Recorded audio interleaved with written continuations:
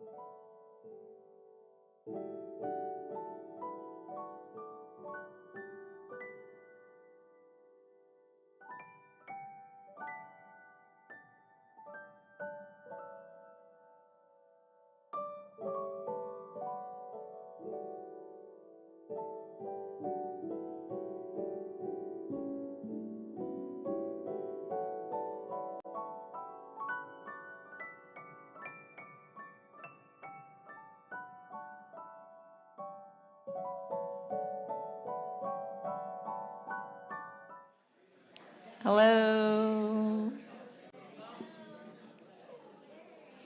Do I smell lavender? I think the hotels industry already knew about this lavender thing. Because you walk into the lobby and you have this scent, and I think it's lavender, and you drive through LA traffic, pissed off at the world, and you walk in, you're like, lavender. Anyway, hope everyone had a really great lunch. Thanks for coming back. We have two beautiful speakers to share their stories. So without further ado, I believe Camilla, you're going to go first. Yes. So I'm going to give her the podium. Is this on? Okay, it's on. Good thing we weren't talking about anybody in the room just now, right? Just kidding. Hi, my name is Camilla Row, and I am a stage 4 patient. I have spread to the peritoneal cavity. My journey begins in 2018 when I was diagnosed with stage 1 disease. I was diagnosed after complaining about reflux pain, which I experienced for approximately 2 years. It was only after my 3rd gastroenterology referral that I was offered an emergency endoscopy, which was scheduled for 3 months out. And once that was completed, it was confirmed that I had a flattened lesion. It was 1.9 centimeters and only on the first layer of the stomach. So they sent me straight to surgery, and I had my total gastrectomy 4 weeks after I was diagnosed. Upon getting the pathology results back, they told me 2 local nodes are positive, and that upstaged me to 1B. I did all the recommended treatment. I did the mop-up Folfox, and then I was declared NED, and I had a lot of assurances from my team and assurances from data that my chances of recurrence were very low. Spent about 3 years just trying to find a new normal and resuming mom duties. Went through COVID and 18 months of homeschooling my kids, which I just, I won't go into that. In 2020, I incorporated the use of a ctDNA monitoring test, the Signatera, and that's what alerted me to the fact that a recurrence was coming. So in the summer of 2021, my Signatera was positive after I had a string of negatives, and in that moment, I knew something was coming. Now, people have asked me, man, you are a glutton for punishment. Who would want to know cancer's coming? And you're sitting there thinking about when is it coming? Where is it coming back to? Because we did all this, the scans, the PET, I did an endoscopy, everything came back clear. The only thing I didn't do was a laparoscopy because it's invasive. But there's no guarantee that there would have been anything found at that point anyways, because the disease is microscopic, right? So I sat on that information for about 5 months. And then in December of 2021, a routine routine CT scan. And now I'm at 3.5 years post-treatment for my stage 1 disease. I was told that I had masses on my ovaries, and I knew in my heart of hearts that those were Krukenberg tumors. I mean, I try to lie to myself, and I'm like, oh, maybe it's PCOS, maybe it's fibroids, but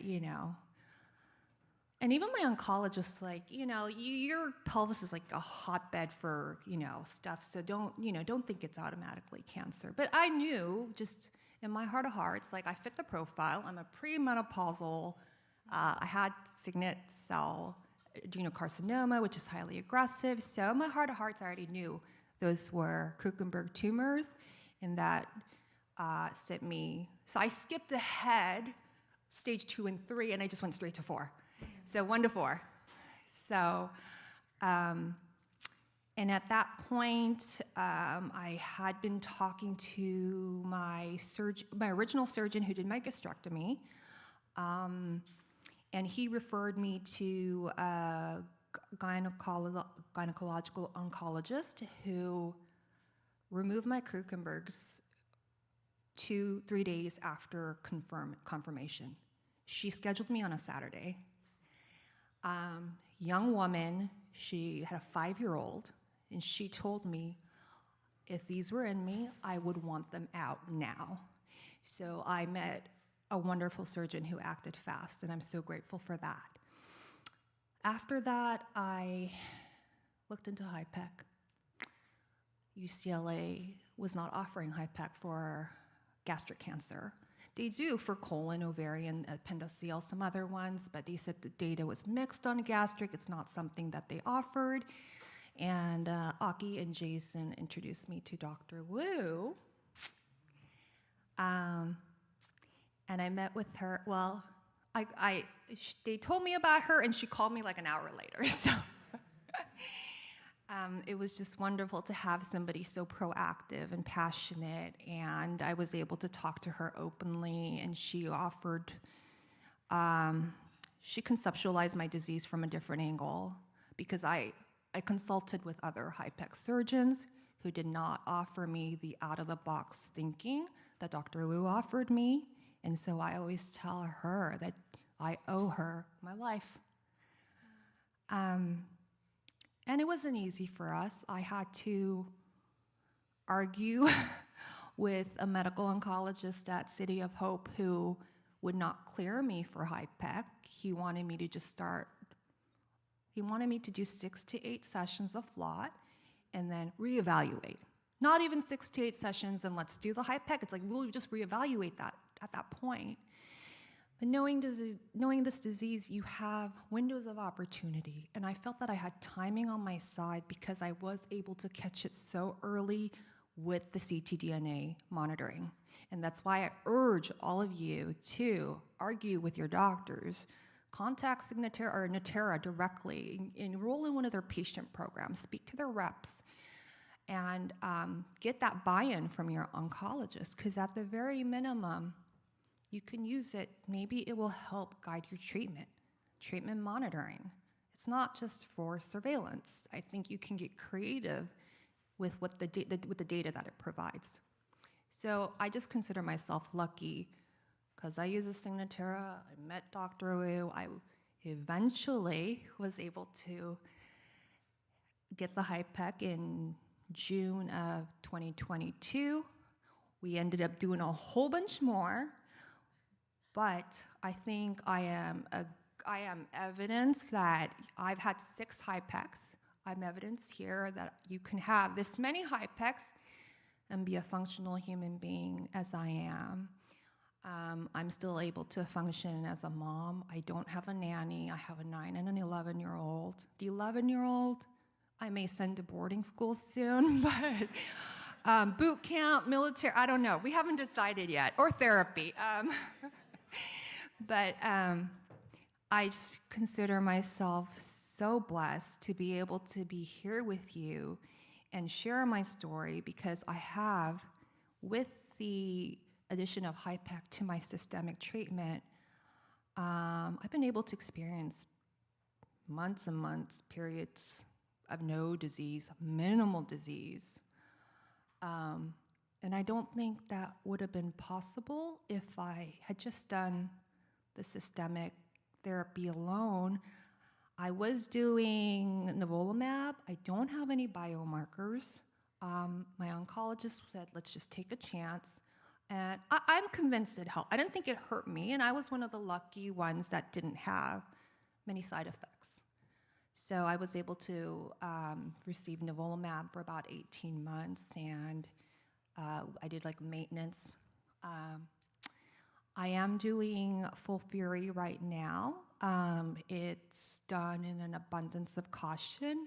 Dr. Wu is able to resect the new lesions that were found, but just again, I consider myself blessed that I'm healthy enough to withstand the treatments, and that's why I'm doing Full Fury for the things that she's not able to see, the microscopic disease that we all fear and know so well. So with that, thank you for listening to my story, and it's just a wonderful honor and pleasure to be here with all of you. And I know I've heard this many times throughout yesterday and today, but this just feels like family, you know? I mean, there's the crazy uncle, there's the aunt that talks too much, you know, the one you're like, I don't want to be cornered with her. No, I'm just kidding. But it's just lovely to see the familiar faces and then meet the people that I knew virtually. Yes. And finally meet them in person. So thank you so much. Thank you, Cami, so much. Somebody put the tissue box right here because they know that I'm a, I don't know, but it's not happening yet, so we're good. We're going to hold questions for the speakers until Rachel, do you want to give your story as well? Good afternoon. I'm really happy to be here with all of you guys this weekend for this event. Like Camilla said, this is my first in-person event. This is the first time I've been able to gather with a group of stomach cancer patients and just really share and learn from each other. So I'm really honored to be here with you guys, and it is just a really sweet feeling. My story is, I'm Rachel Orth, by the way. I don't know if I said that. I'm a little nervous. You're doing awesome. Thank you. A little bit of my story. I was diagnosed with stage 4 cancer in December of 2020. I got my diagnosis in the middle of the pandemic and knew nothing about stomach cancer. So we went through this whole process of trying to figure out what treatment would look like for us. And then eventually I did end up getting to join a clinical trial. So I just wanted to talk a little bit about those experiences, what that's been like for me and for my family. Before diagnosis, I was healthy and active. I have an amazing family. My husband's here with me this week. And caregivers are so important. I would not be here today without his persistence and his pushing for answers and for better treatment for me and his support. We had 3 beautiful children. Their ages are 12, 9, and 6. And they kept me active. I had no health concerns really at all. I was 32 years old. I did the things I knew to do. I ate well, I exercised, I drank the water, I went to my well visits. I had no known risk factors. I didn't drink or smoke. I had no family history. I had no symptoms. I went in for my annual well woman visit, and that is when, during a pelvic exam, she felt a mass on my ovaries, and that was my first indication that there was anything wrong at all. So we moved forward. We had imaging done that confirmed I did have a tumor. We did blood work. We were concerned about ovarian cancer, but that blood work came back showing that I was very low risk. So we were like, okay, this is probably a benign tumor. We're gonna move forward with surgery, take it out, on with life. It was after my surgery that I woke up to the news that my world was turned upside down. The tumor was malignant. They had to remove both of my ovaries, and there was further evidence of disease throughout my abdomen. The stomach lining was thick, and they took further biopsies. The working diagnosis was probable stomach cancer, which is something I had never even heard of before. So we went home, and it's hard for me to express what those next few weeks looked like for me and for our family. I was recovering from surgery. I was thrown into forced menopause. We were isolated because of COVID, and we had this huge unknown in front of us. I had my first oncology visit over Zoom, and that's when I received my official diagnosis. It was signet ring cell adenocarcinoma of the stomach with spread to the omentum and the ovaries. I was told that the disease is aggressive and that my diagnosis was considered terminal. A few weeks before being perfectly healthy, to suddenly having someone telling you that you're going to die from this cancer, it was a lot to take in, a lot to process. I asked about my treatment options, and I was told that I was not a candidate for surgery because of it being stage 4. I was not a candidate for radiation. There were chemotherapies available to me, but those are limited. He encouraged me to pursue clinical trials and to take the time that I had while I was recovering from my surgery before I could receive any treatment to seek out multiple opinions, reach out to a larger cancer center for newer treatments and clinical trials. So that's what we did. We took those weeks, we got online, we immediately started looking for support and community and information about this disease. We got a lot of scary information. And we also sought multiple opinions locally, and we did go to MD Anderson. That's when I was presented with the possibility of a trial for the first time. We started the qualification for that. I was a new cancer patient. I was very naive. I did not understand the qualification process. I thought, okay, you have a trial, I'm a patient, let's go.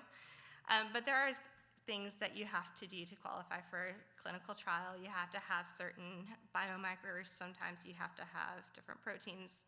You guys know this, but I did not. So we started the qualification process, then the testing and the paperwork.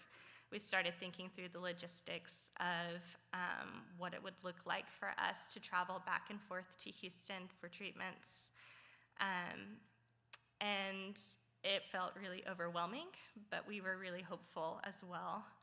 I did not qualify for that clinical trial, and that was devastating and frustrating. I felt like I was back at square one, and at that point I had recovered enough that I could start treatment, and I was very anxious to do so. When I had heard my prognosis being so poor, I was just anxious to do whatever I could. I just needed to do some kind of treatment. So that's what we did. We did FLOT chemotherapy.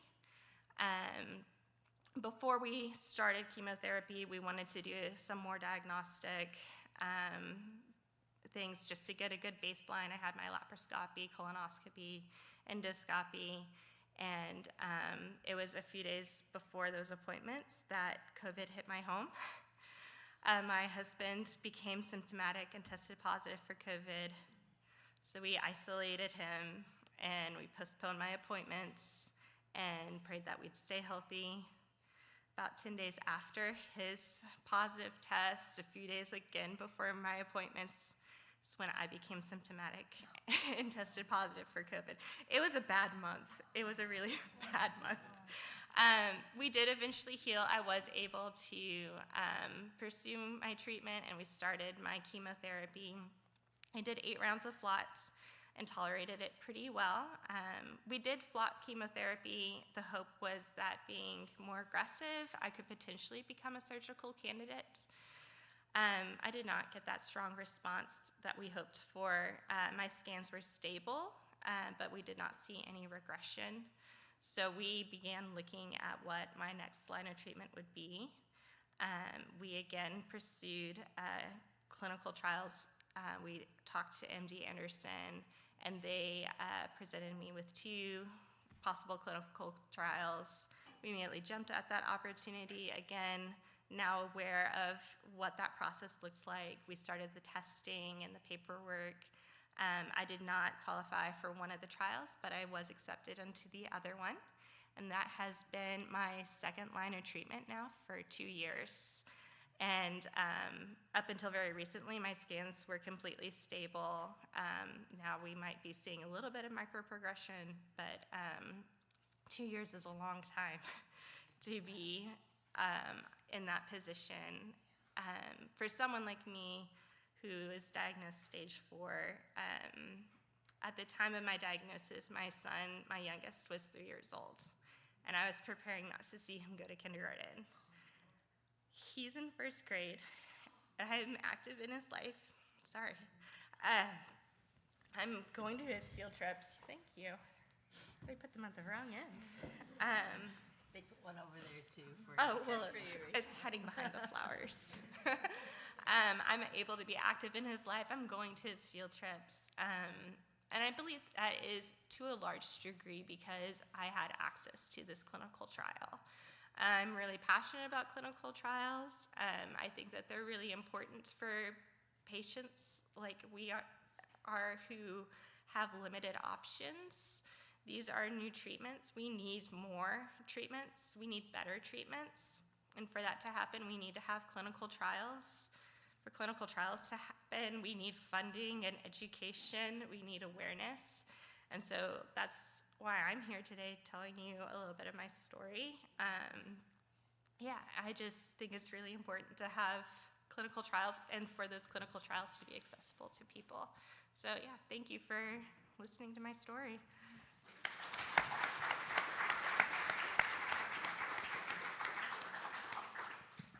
Jill, thank you so much for sharing this. Thank you.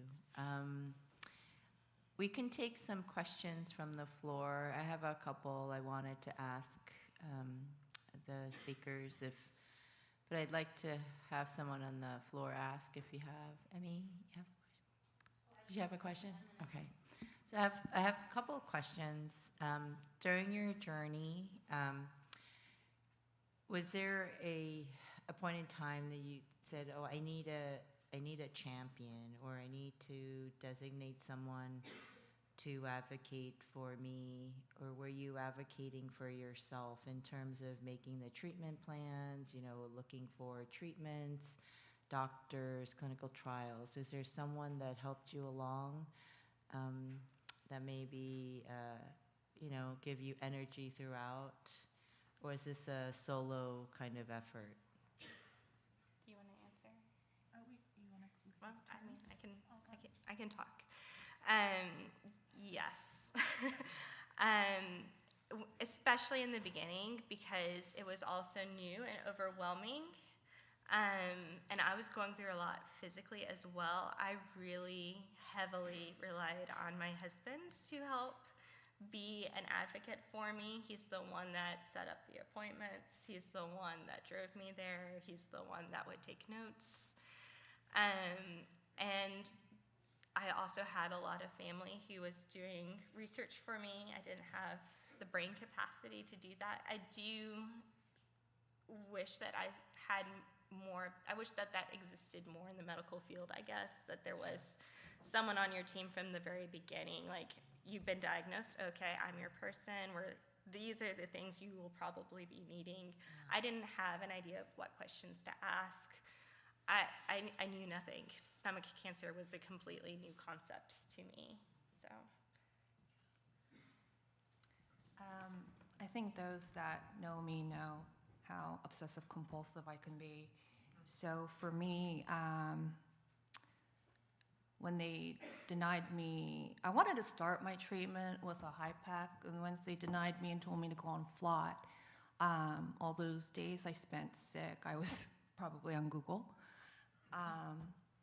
So for me, I told my husband, I go, you just sit there, look pretty, and support me, and I will do all the nerdy stuff.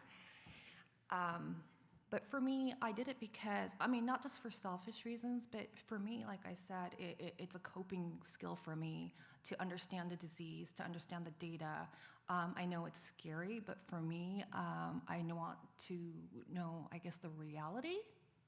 And knowing the reality helped me, I think, look for more aggressive treatment, something out of the box, because I knew if I just relied on what they were going to give me, which is the standard of care, I was looking at, I think they told me 12 to 24 months is what they told me. Similar? Okay. But I'm here, and I'm almost, 20 months out from my stage 4 diagnosis. I am currently no evidence of disease on scans, on all my pathology, on my cytology, and last Friday they told me that my Signatera was negative. So across three different, and like I said, I'm like, well, if my Signatera is positive, then I'm not NED, and I use that term very loosely because I am kind of always coming in and out of an NED status, I guess. I go, something pops up, she's like, cut it, burn it, strip it. And so for me, I really took charge of doing the research, not just to find out that information, but like I said, I figured if I'm able to intellectualize this in some way, it kind of felt like work. It kind of felt like work. Like, it's not my disease. Like, I'm doing this. This is like my job. I want to help the stomach cancer community. And really, if I just kept this information to myself, I felt selfish. I'm like, I got to say something. And so that's kind of what led me into doing all the advocacy work that I do now. And I'm so fortunate that I've had like a warm reception from all of you. I'm sure there's some people that are like, she's just a know-it-all, or who knows. But just very fortunate to be in this position, and for me, my self-advocacy has really made a world of a difference. So, and that's not to say I didn't get like emotional support and just psychological support from my husband and my mother, my brother, and also very spiritual. I lean on my religion and my church, and to know that I have that has also been very comforting for me. Yeah. So thank you. Thank you. So the theme of our patient empowerment summit, I think, is talking about community, of your support community that you build, and listening to both Cami and Rachel and many others during the last 6 to 8 hours. That community is very important, and the way you build it, but we need it, whether you are intellectually independent and want to make those decisions, or whether you are more inclined to let others help. But I believe that it's very important to build that community.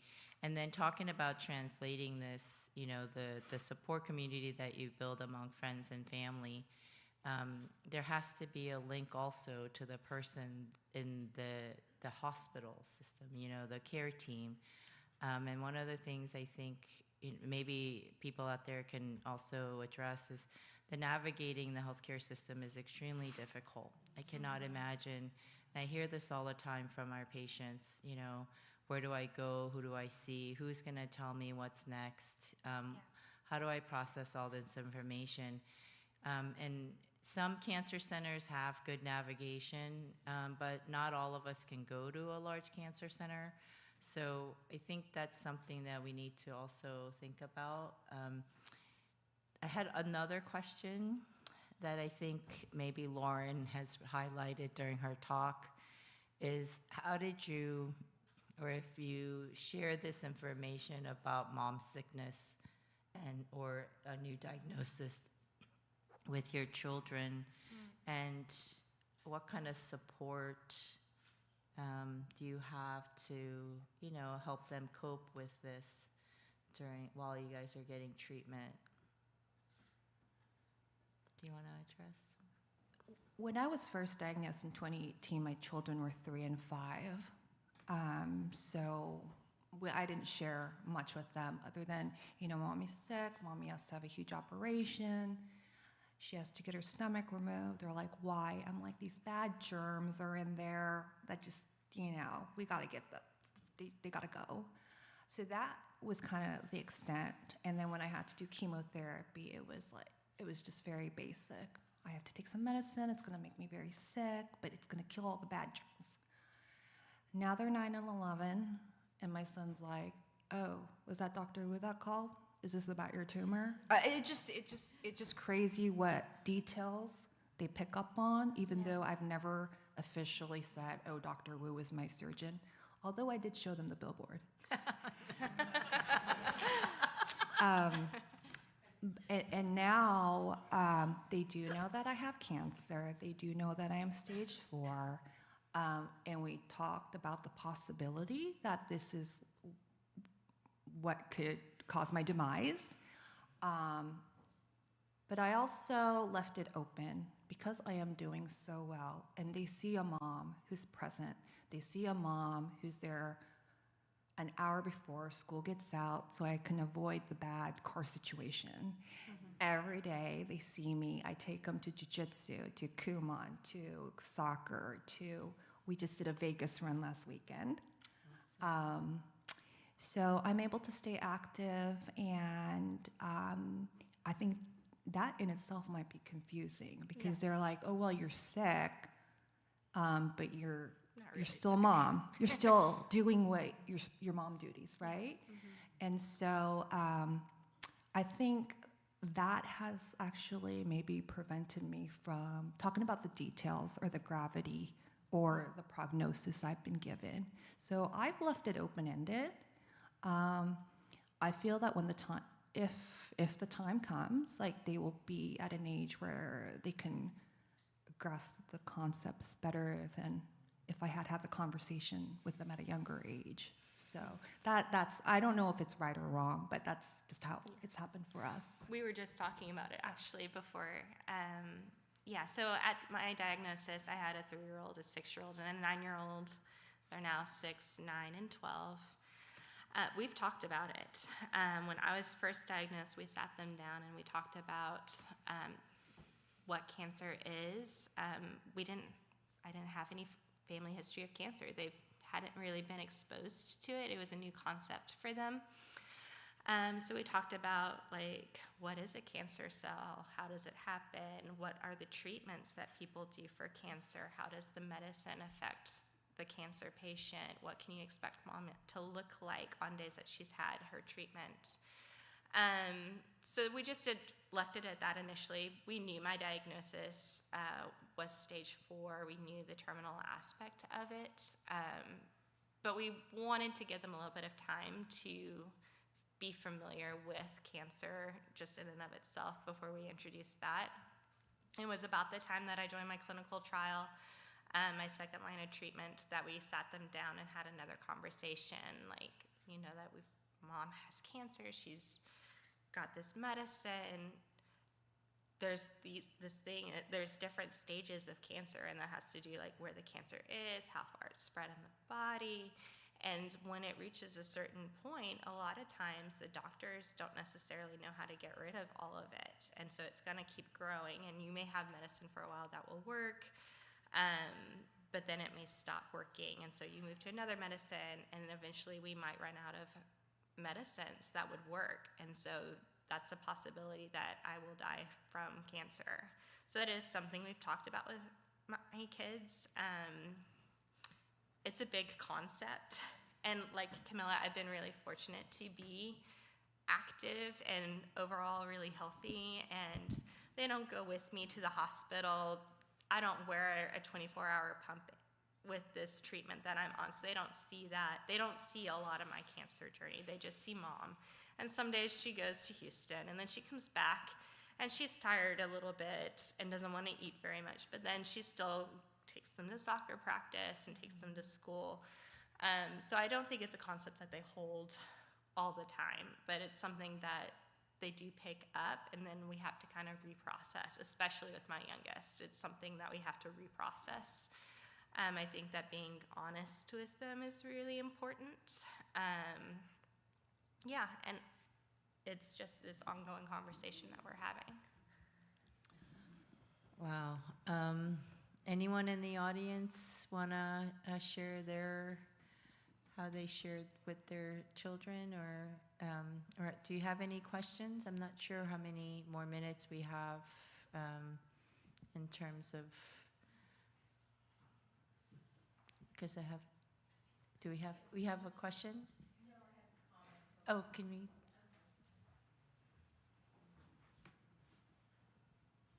I think also that it's really interesting that each kid responds differently. Mm-hmm. So even though your kids are close together, they may have completely different responses.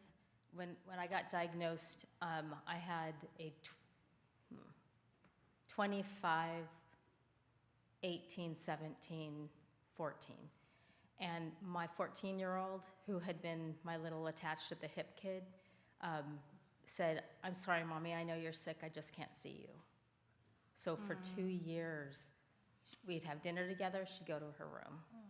I'd pick her up from school, she'd go up the stairs, and on the way back, she'd yell, "I love you, Mommy."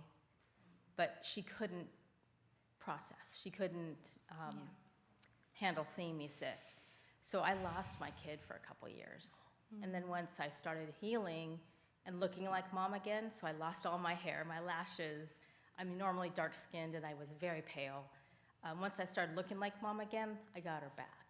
But that's why I'm so thankful for the young woman that was speaking today about kids talking to kids. Even though I said, we need to get to therapy, you need to process this. My other kids were definitely like attached to me. My adult children moved back home during treatment. But every kid responds differently, and even though it's so painful, you gotta let them do their thing and help them along. Thank you. I think Lauren's presentation was not aired live brought up a really good point. When adult patients come to see me, I ask about family history, and then I do ask about kids because you want to, if you talking about genetics and things, but I don't actually ask about how are they coping with your parents having stomach cancer,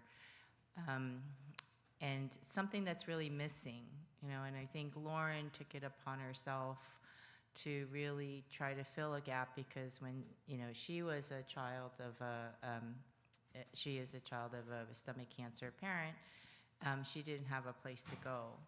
And so I think with her network or high school, I think maybe this will be something that could be very helpful to teenagers, especially. It sounded like, there is a great need for teenagers. When you're too young, you may not understand 100%.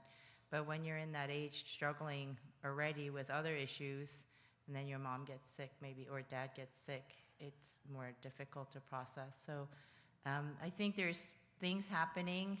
Advocacy groups like this can support that, and parents as well. Anyone else with any comments? There's a couple comments over there. It's me again. I'm not gonna lie, that's the part that I came here for. I have a huge struggle. I have 2 children. My namesake, Jamal Jr., he actually plays on my defensive line in football, and we're super close, but we don't talk a lot about this. The time in between him asking me, "Hey, Dad, are you all right?" is getting closer and closer, so I can tell he deals with it a lot. Before this whole cancer thing happened, I was probably a good year and a half removed from a 14-year marriage to where I ended up with the children. And I got to know my kids as like a better relationship plan, almost like both roles before I was always working and things like that. So I wasn't around them a lot. And then we have my daughter, Jasmine, who turns 12 in a couple weeks, but she found out a lot about herself. I got both the kids into therapy before cancer, just with the split and everything. And Jasmine is diagnosed with a panic disorder, a severe panic disorder. Without any of the cancer around, anything like that, it could be just me having the flu or COVID, and it will put her into a delirious state sometimes. Like, Dad, make sure you're saying your prayers, make sure you're saved. I want to see you in heaven. We're all gonna die, like hysteria. And she's worked hard over this last year or so, and she's on medication, and she is blossomed and is amazing, beautiful soul, and that's all gone now. She worries a little bit about cancer, but I sugarcoat everything, especially as far as them two being in the line of fire with me having signet ring cell. I kind of mute that side out of things, but I know that that's what's coming up next. I need to communicate with them and let them know what's going on. The best thing that I do have is that the way that I've been able to handle everything, and they've watched that. So I know that they know at least that you can get through it. Outside of that, I don't know how to communicate with them about that. I don't have that tool. So any of you guys that have gone through it or are going through it, anything that you can give me or help me with that, I'd appreciate it. Thank you for sharing. I'm sure there'll be a lot of emails going your way. I know that patients who have found this support group, actually, they're like, I sent out one email, and then I woke up the next morning and there was like 20 answers. And I was like, wow, can I do that? But they're like, no, doctor's not allowed. But we have our own networks, don't worry. Anyone else up there? I'm going to apologize right now. My stomach is gurgling really bad. So if you hear it, it's my stomach. That's all of us. Yeah. Most of us. So I think I've mentioned before my twins. When I got diagnosed, they were 14 girls. They have had major medical issues since birth, so they have always been in counseling. And so I was very fortunate that when I did get diagnosed, I could get them into counseling immediately. Before I was even staged, both the twins went to see the counselor, and then the second daughter, who hadn't been going to counseling, I took her into counseling. She didn't know why, but I said, maybe you can talk about your feelings, and she looked at me dead square in the eyes and said, "You're sick, aren't you?" And I kept it for my kids because I didn't want to tell them anything until I got staged. It's kind of like, I'm sick. What are you sick with? I don't know. What stage are you? So they were old enough to know to ask those types of questions. So I didn't want to go to them with no answers. I wanted to be informative because for me, myself, I like a lot of information. Give me all the information that you have and let me digest and process, and then I can, go forward. My middle child was like that. She actually shut down to the point where she was breaking down at school. So, and again, I was fortunate enough to let the counselors know. So she took in a blanket, a stuffed animal, and a picture of me and her. And she was able to stash it in a little cubby. And when she ever felt like she was going to break down, she could just run into counseling and go into this room, shut the door. And she didn't have to say anything. She could just hold up a pass to the teacher. And the teacher knew, because they were all looped in with me being sick. She could just take off and go straight into counseling. Because the first couple of times she had the panic attacks, she would come home. I would go and pick her up and bring her home.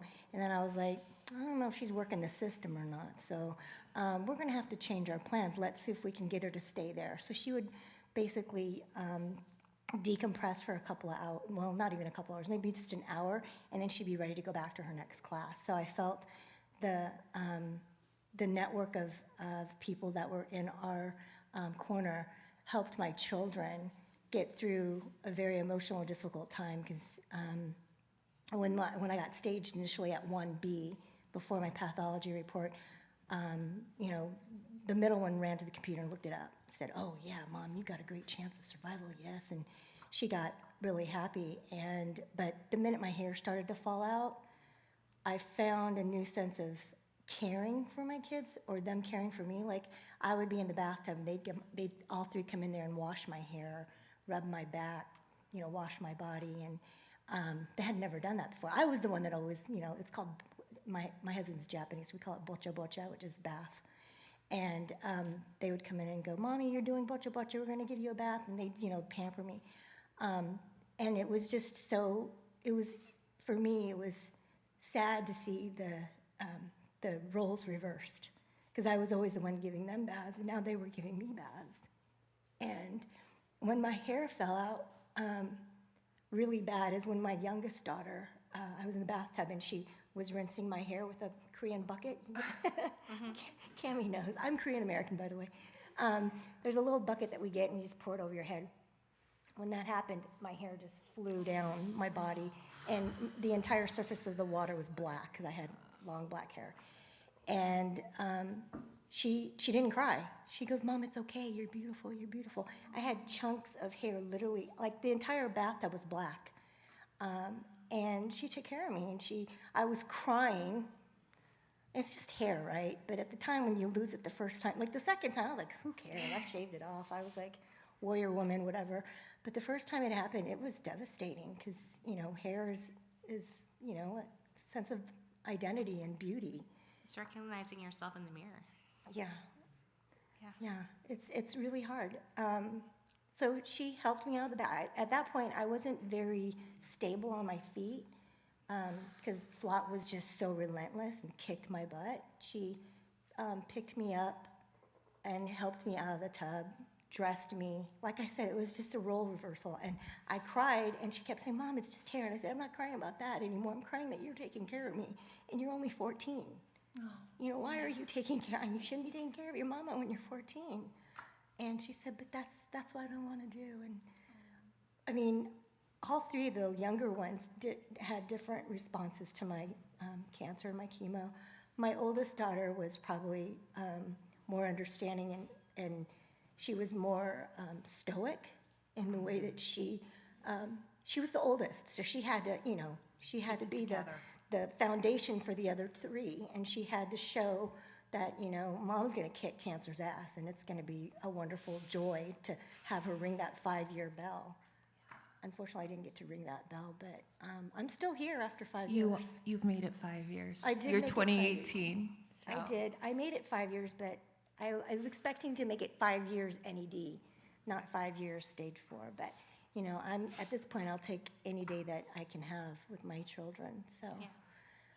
that's my story. Thank I you. think you touched upon a really good support that we didn't mention, and it is like the community of other parents.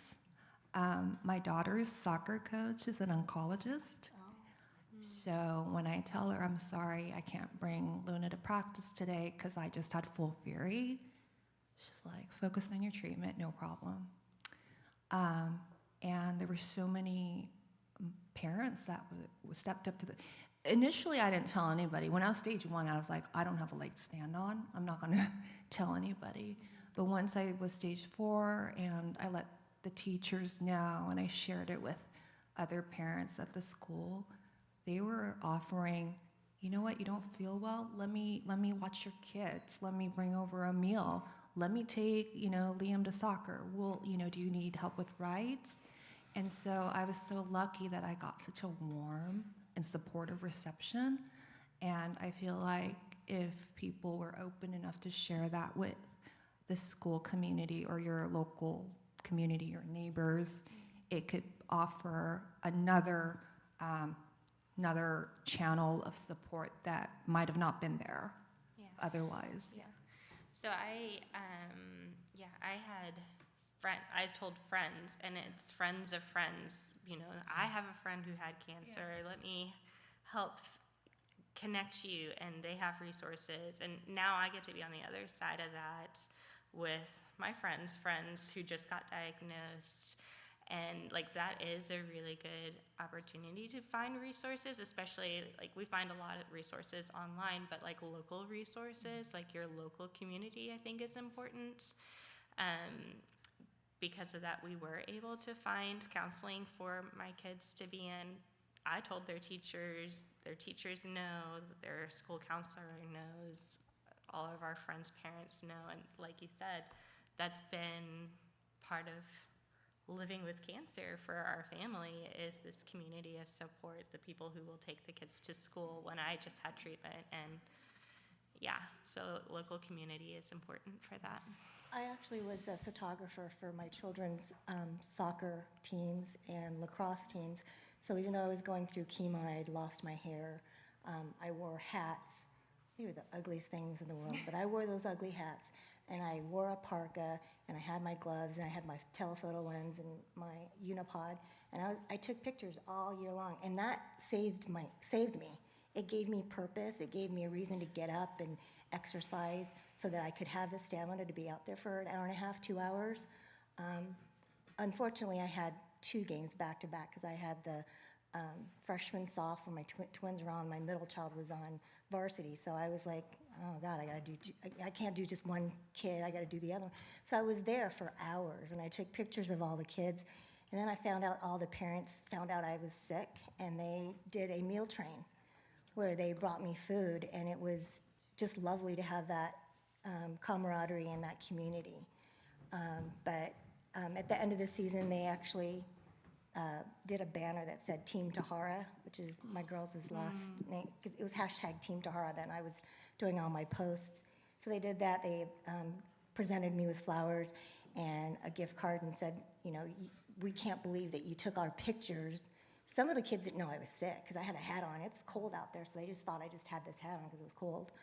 And when they all found out I had cancer and I was going through chemo, they all came up to me and hugged me, kissed me, and cried. And it was just this big, huge, round kids just circling me crying. And I was like, we can't cry, we got to be happy.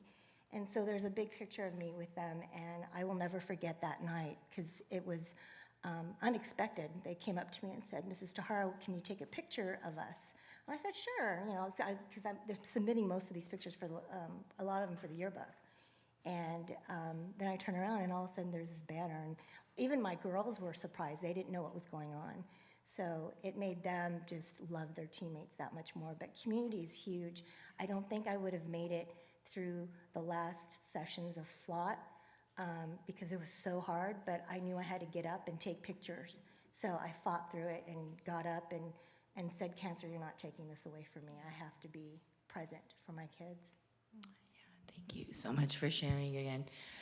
I think it takes a lot of bravery and courage. I see my patients, and there's some cultural, barriers, self-image barriers, and like a fear of losing control if you share, looking weak. There's a lot of things that I've heard patients say that I don't really want to share this yet. I don't want to share this just yet.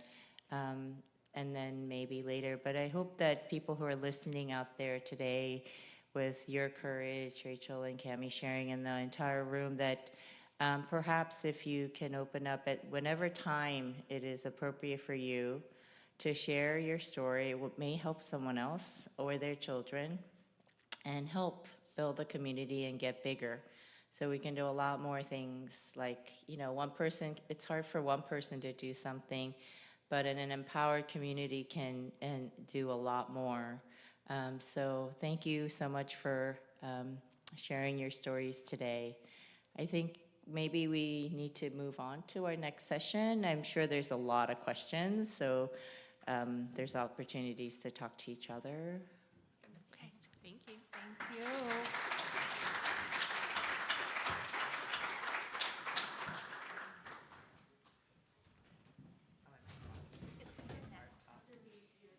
Oh, am I speaking next? I feel like we could skip my talk because we already covered everything. Maybe it will be a continuation of our last session.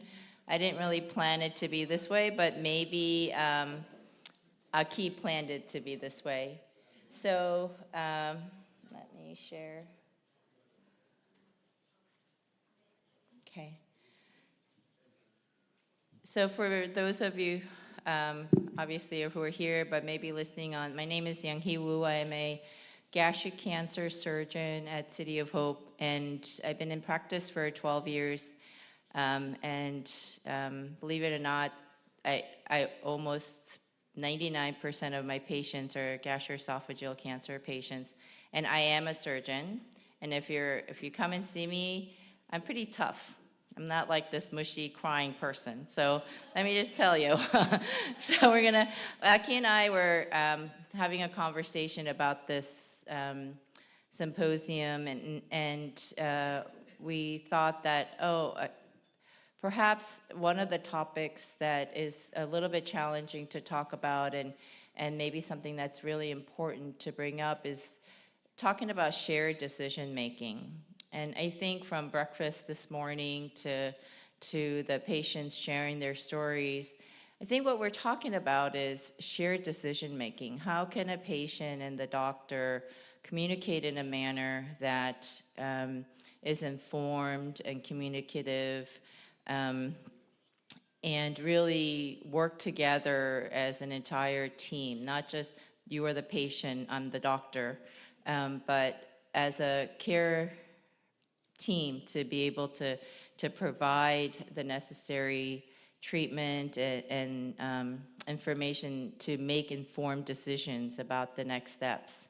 So these are these are my disclosures. I'm proud to be part of Hope for Stomach Cancer for a long time. So I think of us as a road less traveled, a gastric cancer surgeon, scientist in the United States. When I try to tell my mentors or my friends are like, oh, that's stupid, you're never gonna get a job. But here I am 12 years later. So I spent my time doing robotic gastrectomies, open, high-PEC, PIPEC, clinical trials, and study the peritoneum oncolytic virus in my lab. So the road less traveled is actually not alone. It's with patients as a doctor or surgeon. I have the privilege of meeting all of you and sometimes grieving for some. But we have those who are with us, and we're gonna move and do our best to make sure that we find a cure. And when I say cure, not just a treatment for today, for tomorrow, but for long-term survival, for benefits that address not just the cancer, but the complications of the cancer and the toxicities of the treatment and all the aftermaths that come when you're diagnosed with this disease. So there are many things that make up cancer care, but one thing to know is that you're not alone. You have this community and a lot of doctors and institutions and programs that really care about you and would want to take care of stomach cancer patients. So it's very complicated, right? Doctors will tell you, oncologists, GIs, it's very complicated. It's evidence-based. We need comprehensive stomach cancer care. Not that much of it exists in the United States, where we're trying to get there. Dr. Strickland and I were just talking about the importance of comprehensive cancer care for our stomach cancer patients. And then all day today, we were talking about the community of supporters. How do we get empowered? We need your family and friends, researchers, other patients who will help, doctors and nurses. And it should be patient-centered. This is all about the patient and their cancer. So I was trying to prepare for this talk, and I didn't know how to do it. So I've never given this kind of talk before. So I looked up online. I mean, like, how many choices in a day do we make? What decisions are made? You get up, do you brush your teeth? Do you not brush your teeth? Do you wash your hair? Do I drive? Do I leave now, or do I wait like 10 minutes until the traffic is gone? I mean, all these decisions, and there was some paper. This is not a number that I made up. So you can Google this now. It's actually a paper from Europe. Some scientists actually did a study to look to see how many decisions do you make in a day. 35,000 decisions, choices that you make consciously and unconsciously. But what happens when you get an unexpected diagnosis of stomach cancer, like Rachel shared and Cami shared? Everyone shared that nobody expected to have stomach cancer, or your child to have stomach cancer, or your mother or father. And then sometimes it may not be a one-time deal. You fight, and then sometimes it can come back. And I think stomach cancer is a diagnosis that once you have it, you may be NED, you may be cured, or you may be stage 4 and living with it, but it is part of your life. And during this whole process, wherever you enter, stage 1, 2, 3, 4, and some decisions are easy. Stage 1, NCCN guidelines, resection, ESD, and the benefits are very clear. You make an easy decision. Maybe for some it's not that easy, because some patients will say, well, I don't want my stomach out. You know, it's easy for a surgeon when patients come to you and say, I want my stomach out. I'm like, okay, if that's appropriate, we'll do that. Others say that I don't want my stomach out, even though it is very clearly curative. So decisions are not that easy to make because there are a lot of unknowns, because it involves understanding of your stomach cancer and the alternative choices that you may have. And who gives you that information? Google Doc? Sometimes before you come in, many of the patients have this Google Doc information. They've gone to 3 other oncologists, surgeons. So doctors, the internet contributes your preconceptions of other patients who've been treated for that, your priorities, values, preferences, the treatment options you are offered. Some people offer this and others offer that. Which one is the best? And then harms and benefits. It's not just black and white, because there's a lot of gray areas and unknown. And I think that unknown is very unsettling. It's unsettling for me, but I don't know how I can't imagine how unsettling it must be for those. I'm not a big numbers person, so when people talk about statistics, they ask me, what's my prognosis? It's very hard to tell you a prognosis for one person, even though there are numbers from a textbook or per stage. And I can quote you all the data that's out there for the results of randomized controlled trials that had gone into NCCN. But I think that discussion about what those numbers mean to the individual patient, it has to be a communication between the doctor and the patient and the families. So there's so many things that go into shared decision making. And then you become information overloaded, right? So I read a article talking about, like, in a 60-minute conversation in a doctor's office, patients sit there and they're told about their diagnosis and all the treatment options. And then when they leave, they did a study. They asked the patients, like, so what do you remember about it? Maybe less than 10%.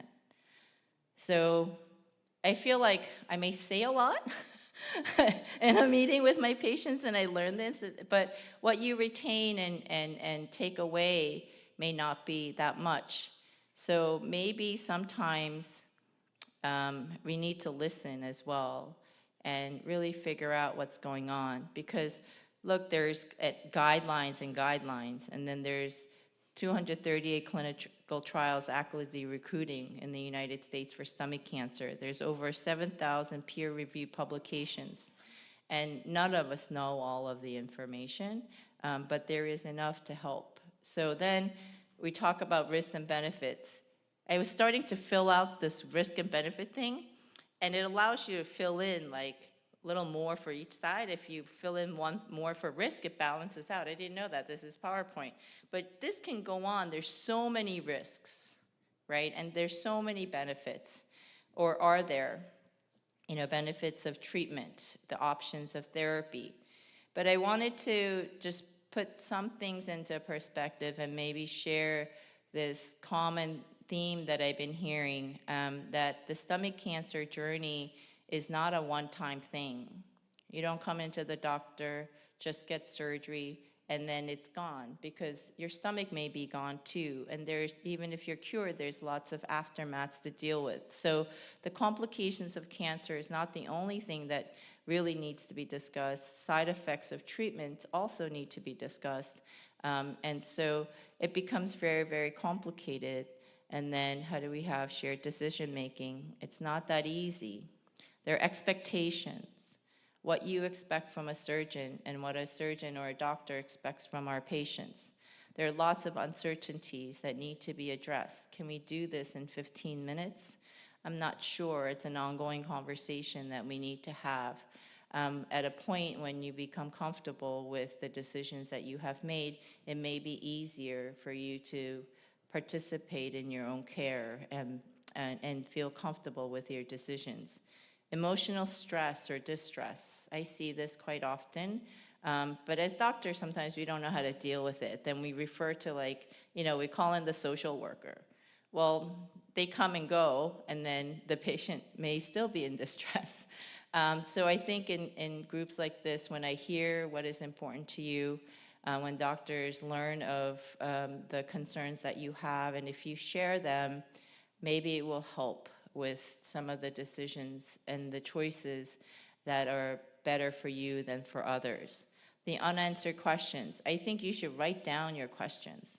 So I learned something when I was a resident from a surgeon, Dr. Chabot, who's a pancreatic cancer surgeon in New York. One day, I was in clinic with him, I was just watching him, and a patient walked in. This patient had, those legal yellow notepads? He had 3 pages of them, and it wasn't even a printout, handwritten. Okay, and I was like, oh my gosh, I'm gonna be here forever. Well, we were there for quite some time. The consult was for like 30 minutes or something, and we may have been in there for 90 minutes. But Dr. Chabot never left the room, and he never even looked at his watch. And I said, if I'm gonna be a surgeon, that may be the surgeon I need to be like, because he really answered his questions, listened to the patient, and I thought maybe that's something that we need to do. Well, it turns out that that patient was like a writer for the New York Times, and this was his, he was a patient, but that was the way he coped with, he had a lot of questions, maybe like Cammy. Well, Cammy didn't come in with 100 million questions, but I think everyone has questions that need to be addressed. Some only have one. They'll say, when is my date of surgery? Others have more. So, the unanswered questions, I think, should be answered. And then things that we don't know about, the financial burdens, the children that they need to take care of, their parents, or other things that may be affecting their things. So I put all these questions here because whatever the mixture of things that must go into this box, I think we need to create ourselves for each of us. Maybe there's some formula, but I don't think all formulas work for everybody, and I don't like algorithms. And maybe if AI, Dr. Strickland, if AI could figure this out for us, it would be great. But I really believe that AI is based on data. So this is the data. We need to ask individuals what is important to ourselves. So I figured some things, like identify your advocate. Build your support network of family and friends. It seems like I'm preaching to the choir, because you've already done this if you're here, right? Create a trusting environment. Well, if you go someplace and you don't trust that it's the best thing to do, get a second and third opinion. I always encourage my patients, please go get a second opinion or find a clinical trial. Maybe if it's not here, we'll see if we can find somewhere else near home that may work for you. Establish your treatment plan and not just accept it as like, oh, this is the only choice that I have to do it or else. And really discuss what the alternatives are. What is the complication? Not just the risk of a complication, what really happens if that does something important to you. And then I always think about, since I became a cancer surgeon, life and living. Life and death versus living. And for a person who's living their life in their 20s and or 80s, this may, without any health problems or cancer, this may not occur to them. But what I realize is that life and death may be black and white, but living is like a spectrum of colors, and I don't say gray. There's sometimes it's fiery red, and you're having like this amazing, you have the future ahead of you, your job is going great, and then sometimes it's like, I don't know, what's black than black, like ugly pewter color. I mean, like things are falling apart, you got into a car accident, you lost your job. But this is something like that, it's like part of the living, that something drops, like a diagnosis of stomach cancer, and it's a spectrum of how you cope. And I think informed decision-making or shared decision-making in your journey during this process may help you make good choices about your cancer care. So I don't know what the formula is really for the optimal stomach cancer treatment outcome for everybody, but I think it's something that is developed with scientific knowledge, medical information, and your priorities and other things that are important to you. So I encourage all of you to be empowered and empower the stomach cancer community. We want to share the hope of life and living and the gift of time. This is something a patient of mine shared with me. He said, "Dr. Wu, thank you for the gift of time." And I didn't realize time is really, really precious. Every moment here today and for tomorrow. So thank you for for listening, and I'm open to any questions, or if we have no time, we can move on. That's it. That was my last slide.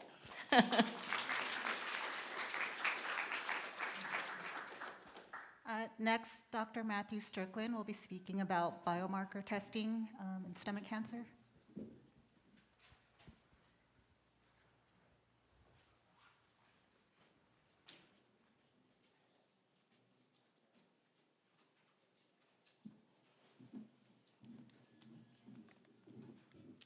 All right. Hi, everyone. I'm going to get the slides loaded up.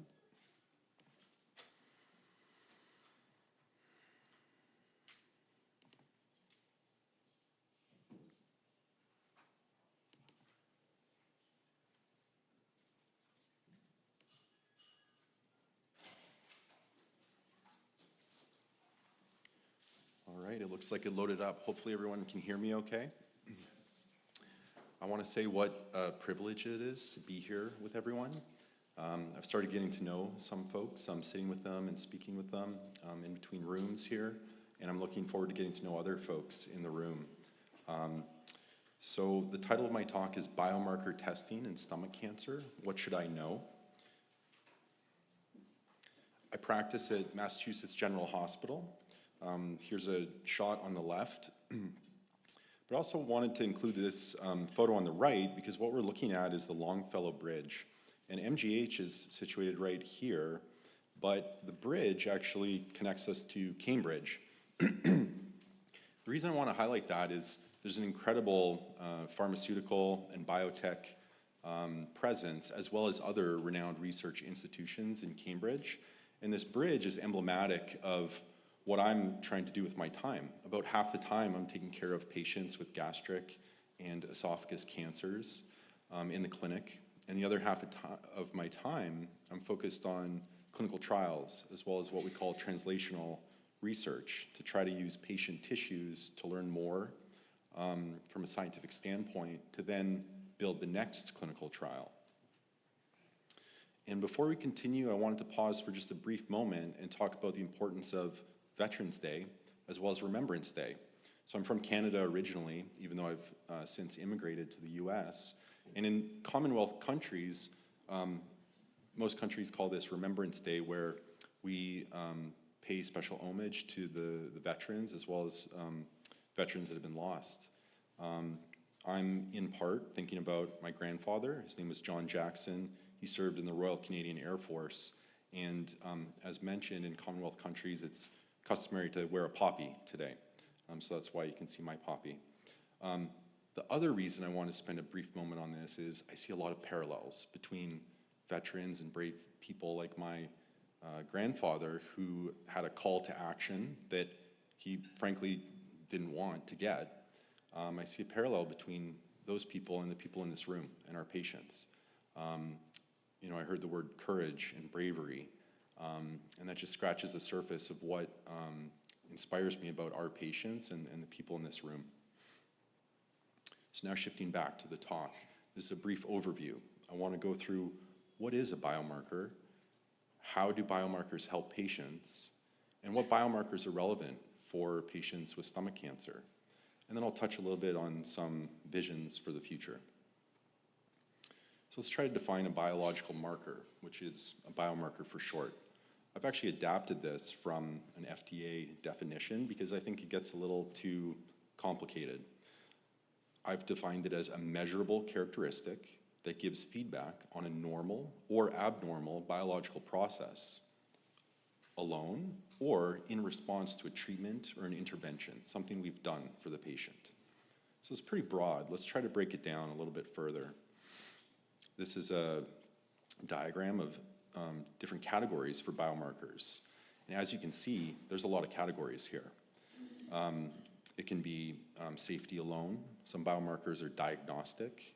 There can be susceptibility or risk biomarkers. The first one that comes to mind is well-known BRCA alteration. That is an inherited alteration for some people, and that can elevate risk for developing cancers. Some biomarkers are prognostic, so they provide information on how a patient's clinical trajectory might turn out.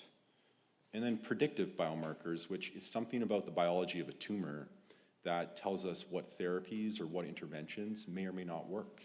And there's a star next to predictive biomarker category because that's what most of my talk will be focused on. Lastly, sometimes there's biomarkers for how drugs will work in the body or just monitoring disease status. And so how do we bridge the gap between biomarkers and how they're actually going to help cancer patients? And I would say that biomarkers are tools to help us achieve what matters most to patients and their loved ones, living longer, living better.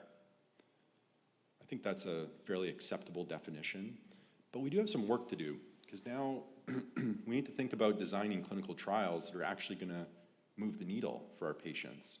So how can we translate living longer, living better into some more measurable definitions? And this led me to design this slide, which is trying to provide insight on how oncologists think about living longer and living better. And so these are endpoints or clinical outcomes I think everyone's familiar with. Overall survival, overall response rate, progression-free survival, and others. Overall survival is the gold standard. We want patients to live longer, and while they're doing that, we want them to have achieved a balance where they're living without symptoms and they're thriving. The problem with designing clinical trials with overall survival as the endpoint is they take a long time. And there's some measure of desperation. We have to get moving. We have to move these needles forward. And so not every trial can have overall survival as the primary endpoint. So what do? What's our workaround? Well, what we try to do is identify surrogate endpoints. And what that is to say is if we know that we design a trial with an experimental therapy and suddenly the overall response rate is much more impressive than what the current standard of care is, or alternatively, if progression-free survival is much more striking than what the standard of care is, that likely will portend a better overall survival, even though the clinical trial is not measuring overall survival a priori. And so I wanted to try to just quickly define some of the most important endpoints, and this will be relevant as we then shift back to biomarkers in stomach cancer. Overall survival is the average length of time patients are alive after the start of a treatment or an intervention. Progression-free survival is the average length of time after treatment in which a patient is alive and their cancer does not grow or spread. An overall response rate. This is the percentage of patients whose cancer shrinks or disappears after treatment. And just to shine a light on some of the nuance there, but it actually is quite important, the cancer needs to disappear or shrink to qualify as an overall response. But if we focused on disease control rate, suddenly we include cancers that are controlled, in other words, stable disease on a scan. And so these nuances are critically important as we design thoughtful trials, again, to move the needle forward. So now we're going to start to focus on some critical, or I should say really important biomarkers for stomach cancer. First, I'm going to focus on these three categories because they directly lead to decisions based on FDA-approved therapies. But there are many more biomarkers than what we're going to first cover. So PD-L1, HER2, and MMR. So let's take it one by one. So PD-L1 is a molecule that cancer cells express on the surface. And what happens is by expressing this protein on the surface of the cancer cell, it acts like an invisible cloak to the body's immune system.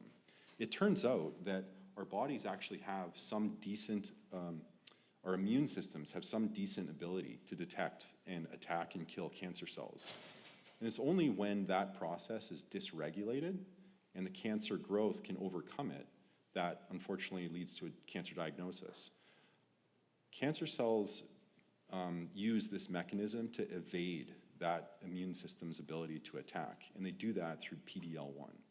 And so this is a cartoon of this PD-L1 molecule being expressed on the cancer cell, which is pink, and interacting with its counterpart, which is PD-1. This is like a stop sign, and it tells the immune cell to calm down, turn activity down, do not attack. Now that's obviously good for the cancer cell, and it's very bad for the patient or for us trying to treat the cancer. Once we begun to understand this mechanism, this led to the clinical integration of immunotherapy. And what happens is, by treating with drugs, typically monoclonal antibodies, we can prevent that interaction. And so you see that I've moved the stop sign here, where now this interaction is no longer happening. That results in that dial on the immune cell being turned up again, and immune attack of the cancer cell is restored. This has led to a revolution in cancer therapy. I also want to point out that immunotherapy is a pretty broad treatment category. To be more specific, the example I'm using is called a checkpoint inhibitor, but I think for the purpose of this talk, it's okay to say immunotherapy. And so high PD-L1 score suggests immunotherapy will work better. So what does that mean exactly? Well, it just goes back to that level of expression on the cancer cell. And so it's really a fraction that the pathologist will utilize when they're looking at the surgical specimen or biopsy specimen under the microscope. And basically they'll look for a number of tumor cells in the denominator, and then they'll determine what number of tumor or immune cells are PD-L1 positive in the numerator. And this results in what we call a CPS score, or combined proportion score. And why is this important? We know that cancers that are relying on this mechanism typically have a high CPS score. And we can see from these data, I've adapted this from the last presentation was ASCO GI in 2023. We can see here that we're looking at a comparison between chemo and immunotherapy versus chemo alone. And this is a hazard ratio. And so what I want everyone to focus on is a line that's basically at 1. So if the data falls to the left, that means that the combination is better. If the data touches that middle line, it means that this combination probably is no better than chemo. So let me help try to visualize this better with some boxes. When we see that the CPS score is less than 1, the lines touch. However, when they're greater than 1, when the CPS is greater than 1, the combination of including immunotherapy looks superior. The same trend is borne out when we look at a score of 5 as the threshold. Less than 5, the lines touch. This combination is probably no better than chemotherapy alone. However, a CPS of 5 or greater, we're seeing a benefit for patients to include immunotherapy. And I won't belabor the point, but again, we see the same trend using a threshold of 10. And so generally speaking, a patient with stage 4 gastric cancer whose tumor has a PD-L1 score of 5 or greater should be offered immunotherapy in addition to chemotherapy. And so I hope I've given a clear example of how PD-L1 used as a biomarker directly influences our decision for what to offer a patient in this scenario. Another way of saying that is if the PD-L1 score of a tumor is really low and we do not offer immunotherapy for that patient, we hopefully are saving them unnecessary toxicity, and that's a good thing. Let's move on to a separate example. We're going to focus on a protein called HER2. So I want to focus on the left side first. This is a normal stomach cell, and we can see that this is a protein that again exists on the surface of the cell. It is a receptor for other molecules like growth factors. And in normal physiology, when cells are meant to grow, growth factors will bind at the surface, and the result is there will be a signaling cascade inside the cell that results in certain genes being turned on such that the cell grows when it was commanded to. Now, this is different in the case of a cancer cell. Cancer cells, by definition, want to grow, and they begin growing out of control. They no longer respect what the rules are that the rest of normal physiology is trying to govern. And one mechanism for this is overexpressing a protein like HER2, as you can see here. And this allows the cancer cell to basically grow and be viable based on little or none signals from the outside, and basically results in uncontrolled cell growth. Now, because we understand that biology, this led to developing a treatment that specifically attacks this vulnerability. And trastuzumab is one example of HER2-directed therapies. Again, this is an antibody, and by binding to the cell surface protein, it can shut this mechanism down. And so HER2-positive cancers are uniquely sensitive to shutting down HER2. And so this is another example of how, if the tumor is HER2 positive, it would definitely be recommended to incorporate HER2-directed therapy in addition to chemotherapy backbone. Let's move on to a different biomarker, and this is also directly relevant for approved therapies and conventional care. MMR stands for mismatch repair proteins, and I'm going to break that down. So mismatch repair proteins detect and repair mistakes in DNA. If you are alive and your cells are dividing, it's critically important that each new cell has a set of DNA blueprint instructions that are without mistakes in order to be a healthy cell. Now, nature has designed incredibly efficient mechanisms to make those copies faithful, but it's not perfect, just like anything. And so there's some low but constant error rate where small mistakes in DNA will pop up. And so that, I've basically depicted that by this is an inappropriate base pair shown in green that is not matching with its counterpart. And what happens is that, again, nature has given us the ability to detect this, excise it, which I've shown here, and then reintegrate the correct base pair. Everything I've described is normal, but it turns out that some cancers derive an advantage from getting rid of some of these proteins. And why is that? Well, the answer is mistakes piling up can be advantageous for cancer to derive a growth advantage. And so on the left, this is under normal circumstances, as mentioned. If a tumor has mismatch repair intact, which is akin to normal cells, there's not that many tumor-specific mutations, and that results in the immune system having a harder time detecting the cancer cell as something foreign. Now, on the other hand, when mismatch repair is defective, there are many more mutations that pile up. These are cancer-specific mutations, and in this setting, it's much easier for the immune system to say, that is a foreign threat, it is time to attack. And then again, when we give immunotherapy, we typically see a very high, exquisite response for tumors that are defective in mismatch repair proteins. And so current biomarker-driven therapy does look something like this. This example is for the first-line treatment. This is off of a clinical trial for patients with stage 4 disease. If PD-L1 is 5 or greater, patients should be offered a chemotherapy backbone with a checkpoint inhibitor. In this setting, we would not think about HER2-directed therapy.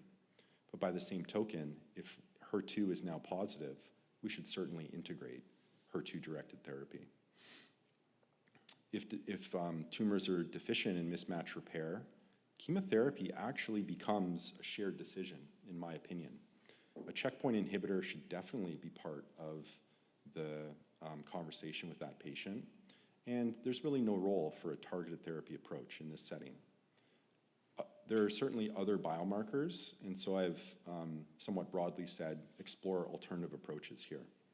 Examples of chemotherapy in our community, as everyone I think knows, is broadly a fluorouracil and platinum strategy. FOLFOX is one example of doing that, but it's not the only one. And then examples of specific immunotherapy and checkpoint inhibitor drugs, or nivolumab or pembrolizumab. And so I really want to emphasize that in the last 5 to 10 years, these biomarker-driven strategies have moved the needle for patients. And we saw data earlier from the BMS team that underscored this point. And so for all of these endpoints that truly matter to patients and their loved ones, biomarker-driven strategies are accomplishing our goal. This slide depicts some of the other biomarkers that are coming up on the horizon. EBV is one example. FGFR2 is getting a lot of buzz. In fact, there is an FDA-approved therapy for tumors that harbor this alteration. I'm going to talk about Claudin 18.2, which I think deserves specific attention today in a moment.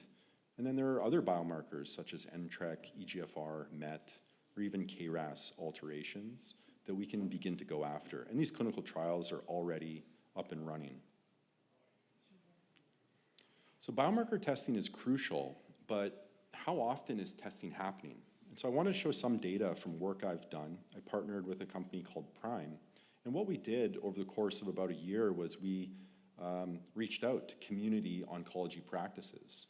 And it was basically a survey format, and we got to know their practice patterns and how often biomarker testing is actually happening at their site.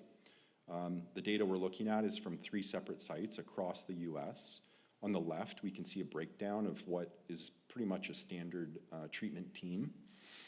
And on the right, we can, in the red box, I've shown the biomarkers we paid special attention to, but of course there are more. And we can see that the percentage of patients here whose tumors are being tested is somewhere between 55 and 65%. There is no way around this. This needs to be much closer to 100%. There's really no excuse that, that we're not getting closer to 100%. There are some logistical challenges. In fact, we did try to shine some light on why this number is lower than expected.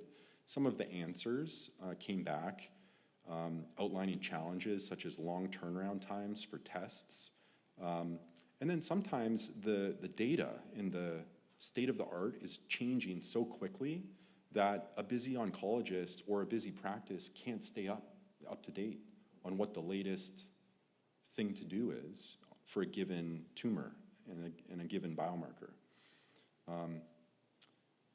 And so we've got a lot of work to do. I think shining a light on the problem is one step, but we do need to streamline getting the biomarker testing completed and getting it reported in a timely manner. And if I had my wish list, I would want to hopefully educate patients that the first time they're meeting an oncologist, some of the, in my opinion, basic questions should be, what's the tumor's HER2 status, MMR, PD-L1? Now, certainly we could add more to the list, but that's a great starting point because each of those options have direct FDA-approved treatment options. And I had mentioned Claudin 18.2. This is a new target and biomarker on the scene, and approval for new therapy is expected soon, and I'm talking about in a matter of months. So this is getting a lot of buzz in our community. Briefly, if we think about cells that line the stomach, the highly acidic environment of the stomach requires a tight barrier. Those cells really need to stick together tightly, for lack of a better term. And the way they do that biologically is through proteins called tight junctions. Pretty good name, right? And so this is a normal scenario where we can see proteins that are called claudins that are tightly bound to each other. But what happens when the lining of the stomach develops cancer cells? One of the characteristics of cancer cells is they begin to detach, begin to float a little bit, and with enough time, they might even spread.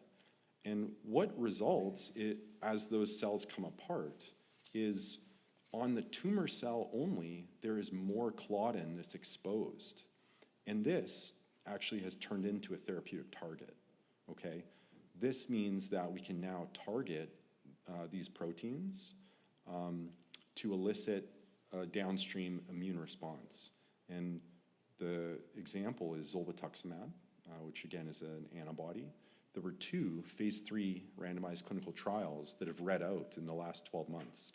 And we know the patients are living longer, and it's taking longer for the cancer to come back for those that are destined to have a recurrence.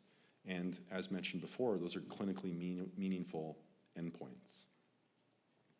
So switching now to a little bit of the vision forward, this is some work that I'm doing at MGH. I believe that the tumor microenvironment will be the next frontier for biomarker discovery. So what am I showing you besides what are somewhat pretty pictures? These are stomach cancer tumors, and we're staining for different players that are on the battlefield, so to speak. So in cyan, we can see the tumor cells themselves, but in yellow, we start to appreciate the distribution for PD-L1, which we spent some time covering. We also get a sense of how immune cells are arranging themselves around the tumor cells. Red are CD8 positive T cells in this case. Magenta are macrophages. And we can begin to make some interesting observations by analyzing tumors this way. For example, we can see that the expression of PD-L1 is not uniform, right? We see it's heavily strong in this area, but in other areas, we don't really see it. The term for that is heterogeneity, and that can be a problem. Another example, and this is exciting in my opinion, this formation here is a structure that has been recently termed an immune hub. And we think that patients that are responding to treatment, namely immune-based treatments, that a marker of that is the formation of these immune hubs. And it's like immune cells coming together and priming for attack prior to then moving towards the tumor and executing that attack. And so we're actively studying right now if the identification of these immune hubs is a predictive or at least prognostic marker for our patients with stomach cancer. And then this is looking, a little bit more further in the future. But I want to make the point that even the sky is not the limit. So most people don't know this, but this is the International Space Station, and there's actually a lot of laboratory hardware on the International Space Station. And both NASA, as well as more and more citizen science, is happening. In particular, there has been significant cancer research done in the unique microgravity environment in low Earth orbit. And we're working on an application right now with my team to do translational research on the International Space Station with stomach cancer cells that are directly taken from patients.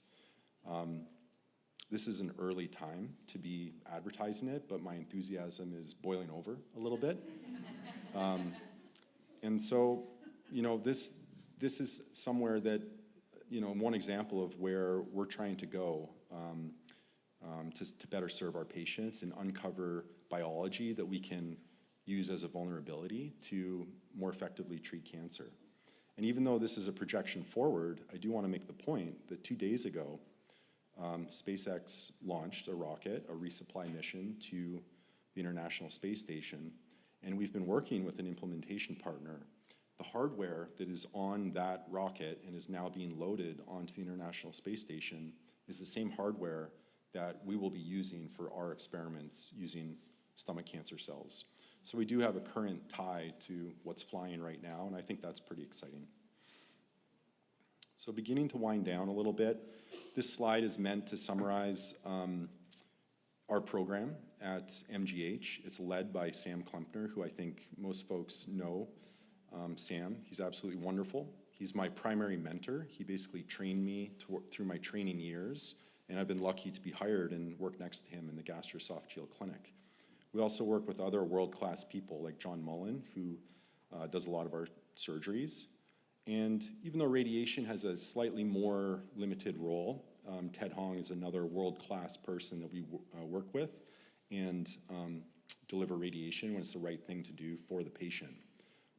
These pictures below, in addition to Sam training me academically with rigor in the clinic as well as the research lab, part of my training program was to go to his farm.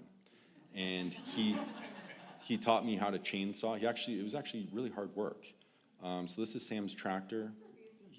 Yeah, exactly. So maybe you guys can talk to him. Yeah, exactly. And then the last photo I wanted to show you is this is myself skating with Ted Hong.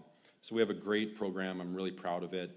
And if our program can be of help to yourselves or loved ones, please just call. That's why I've left the number up here.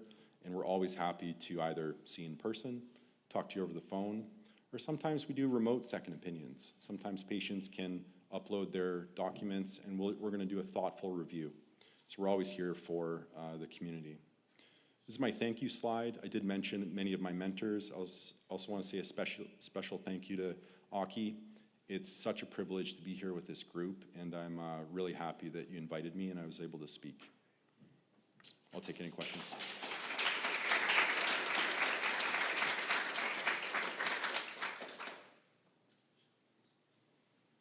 All right, maybe. Can you go again with me for when you're talking about the claudin? So it's the increased acid that's breaking down the strands, or the cancer cells that are?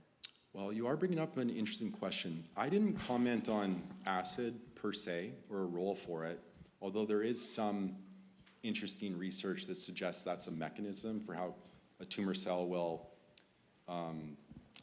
move out of its initial position. So I didn't comment on acid per se, but it's really, what I want to drive home is that the tight lining of the stomach cells is that integrity is lost as one of those cells becomes a cancer cell. And by doing that, more of this target is exposed on the surface of the cancer cell, in other words, the enemy. And that creates a therapeutic window where giving a therapy that hits claudin 18.2 will result in killing the cancer cells. Thank you.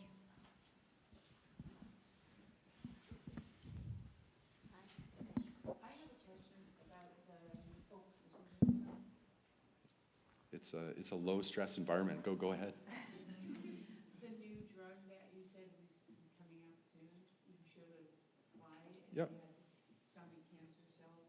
What about a person that had total gastrectomy and the effects of this drug on them? So this is a great question.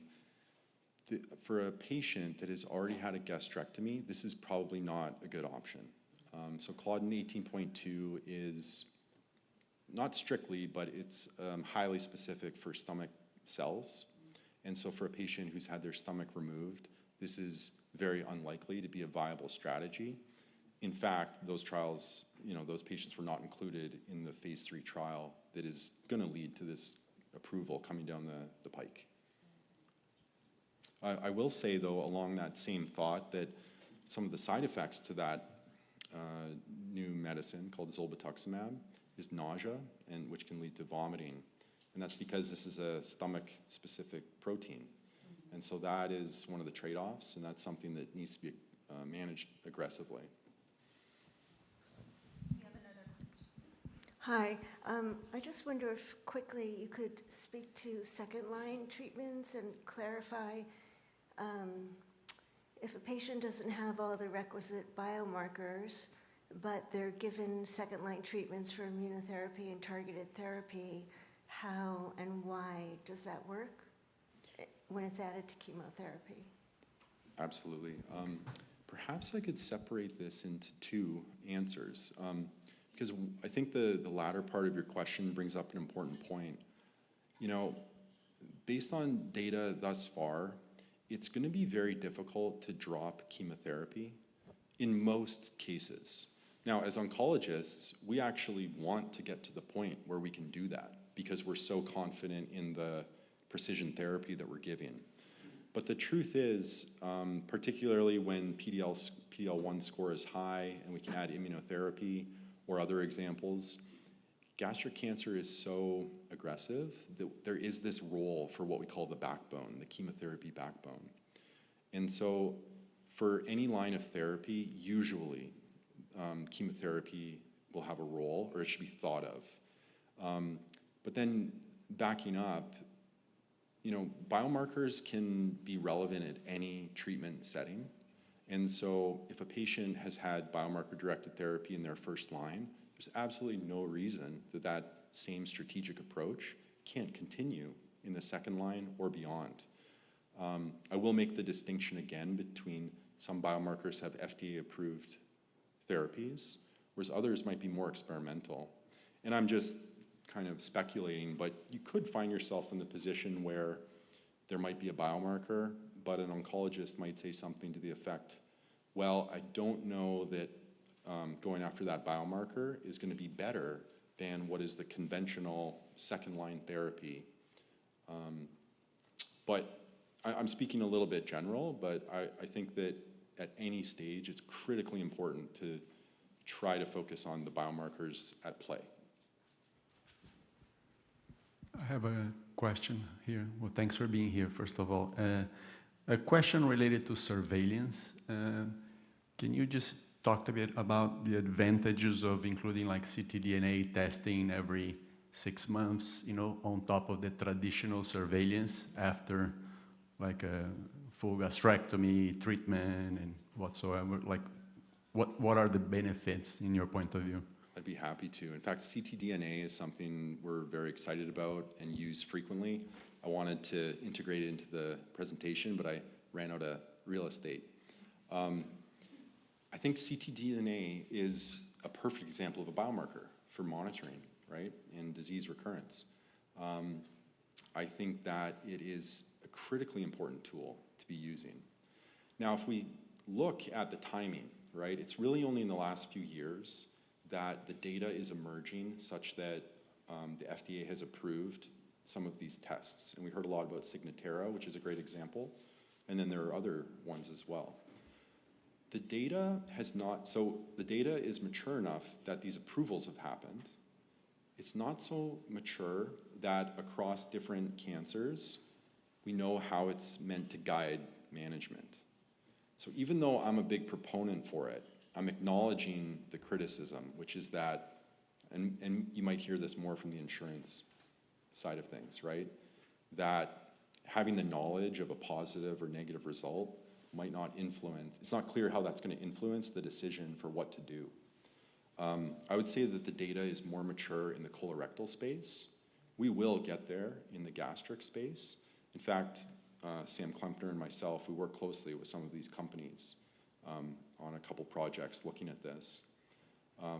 So I guess the take home is that I'm a big supporter. I think we need to be using it very frequently, and we need to tease apart things like how often should it be looked at. And then most importantly, if we see a negative convert to a positive result, what do we do at that point? You know, and the low-hanging fruit answer is, well, let's get a sooner surveillance imaging study. But beyond that, you know, do we start therapy? What does that therapy look like? These are unanswered questions.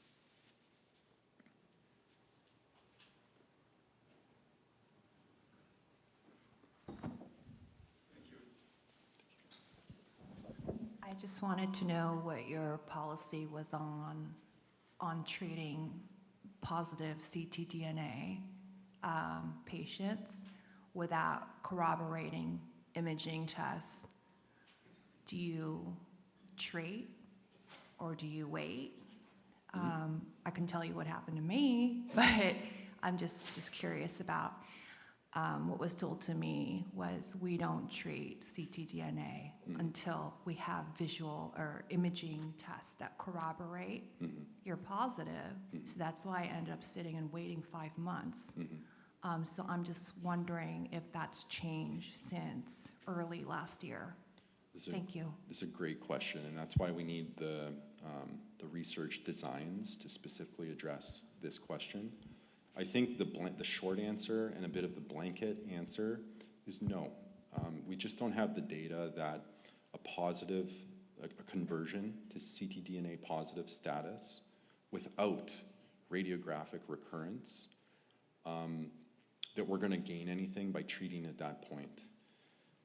But I acknowledge the other side of this, and that's why I think we need to learn more about how to deal with this scenario, because to wait 5 months. I think my thought process is if you were to treat it at a microscopic, manageable, low levels of ctDNA, could that prevent or have an effect on the recurrence that is, like 99% going to happen? Like, would it make a difference? I'm sure there's probably no data to suggest otherwise, but I think just, going down a wormhole, I was thinking, like, had I had treatment when I had the positive ctDNA test, would that have offset my peritoneal metastasis that was discovered, 5 months later? I think biologically there's a chance that may have been the case.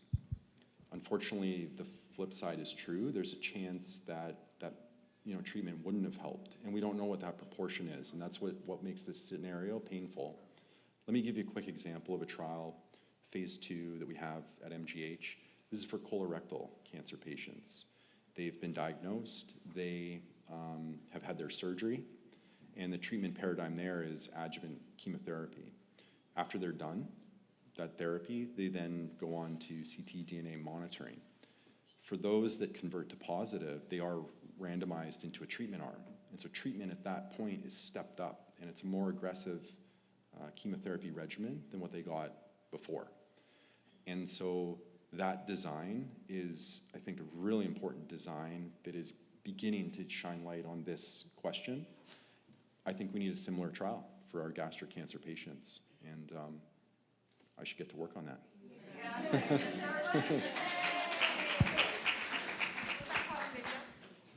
Okay, I think that's it for my time, but thank you so much, guys.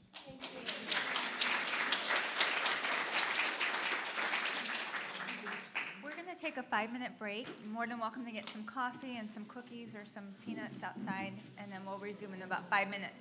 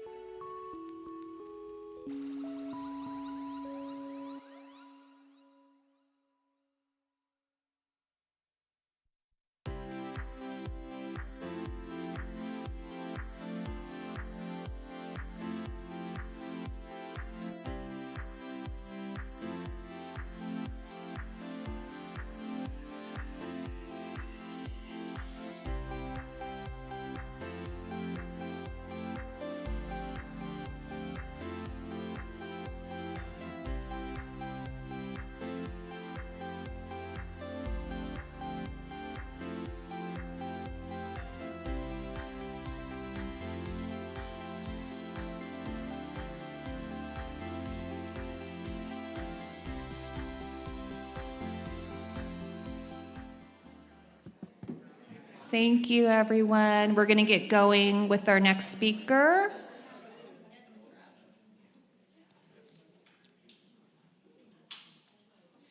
And our next speaker is Dr. Yanghee Castillo, who is a medical oncologist and therapeutics researcher from City of Hope. And she's going to present on clinical trials and biomarker-directed systemic therapy for stomach cancer. Thank you. Thank you. Hello, everyone. First, I want to thank the organizers to give me this opportunity to talk about the very important topic.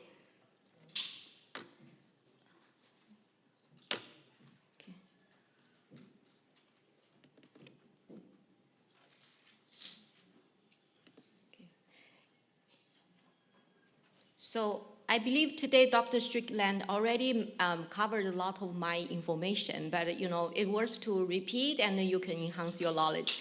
So often in my office, patients come for second opinion, third opinion. So they said, Dr. A, Dr. B, Dr. C mentioned something to me, what should I do? I said it's worth to have a discussion, but at the end, you are the driver of this bus. So we talk about the shell decision, we talk about informed decision. So it's worth to know what's going on in the world in terms of stomach gastric cancer treatment. So the topic of my talk is the clinical trials in biomarker-directed systemic therapy for stomach cancer. Thanks for the introduction. So my name is Yanghee Castillo. I'm from the GI group in City of Hope.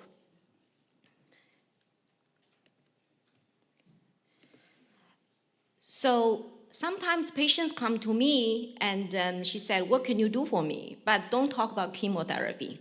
So when we come to this beautiful Redondo Beach, everyone will talk about King Harbor, right?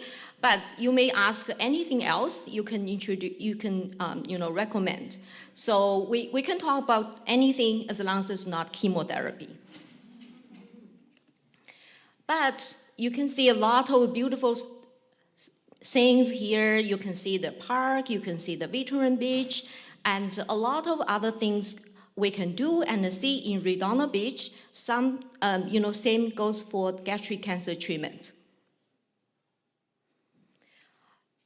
So based on the Cancer Genome Atlas project recently, I think it was from 2017, uncovered the 4 molecular subtypes of gastric cancer, so including CIN, which is a chromosome instability, GS type, genomically stable type, and also MSI. Dr. Strickland mentioned microsatellite instability, and also EBV, which is virus-driven. So we can see this is very heterogeneous disease, which can also explain why sometimes patient has excellent response, even with the first-line treatment, but sometimes patient unfortunately becomes very resistant. So the current approach to gastric cancer treatment, and then we also mentioned biomarker-driven, and then you can see on the left side, the pie showed us our scientists made a very good job, and you see there is a lot of biomarkers has been identified, including HER2, MSI high, and the PD-L1, and then we also will cover a little bit about Claudin 18, FGFR2, and also we have some other ongoing markers.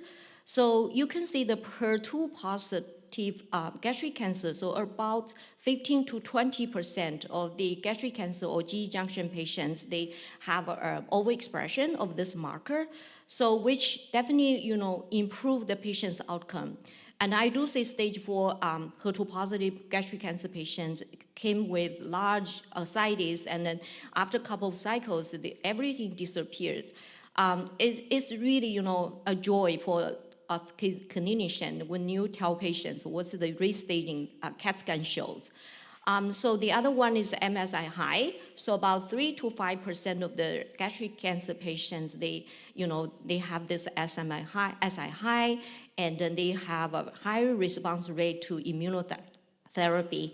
And then the other one, we talk about the PD-L1, And then lower, you can see the investigational biomarkers and the Claudin 18.2. So around 30 to 35% of patients, they will have this Claudin 18.2 expression. So we use the immunochemistry staining. So sometimes you may see in the paper, IHC 3+, 2+, and then also FGFR2.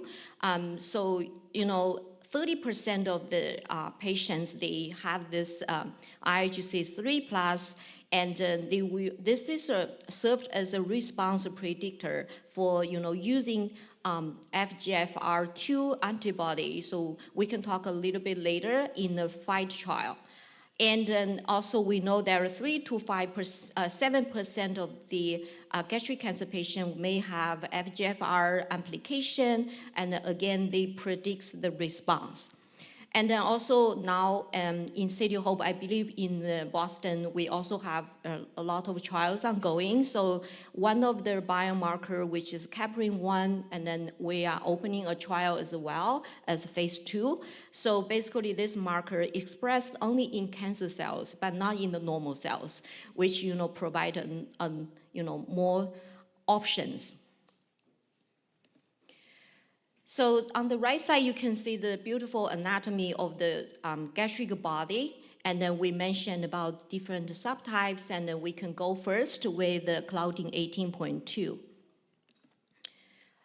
So I spent a couple of years in the lab studying Claudin 18, actually in lung cancer. So that was Claudin 18.1. So Claudin family makes up the tight junction through the body.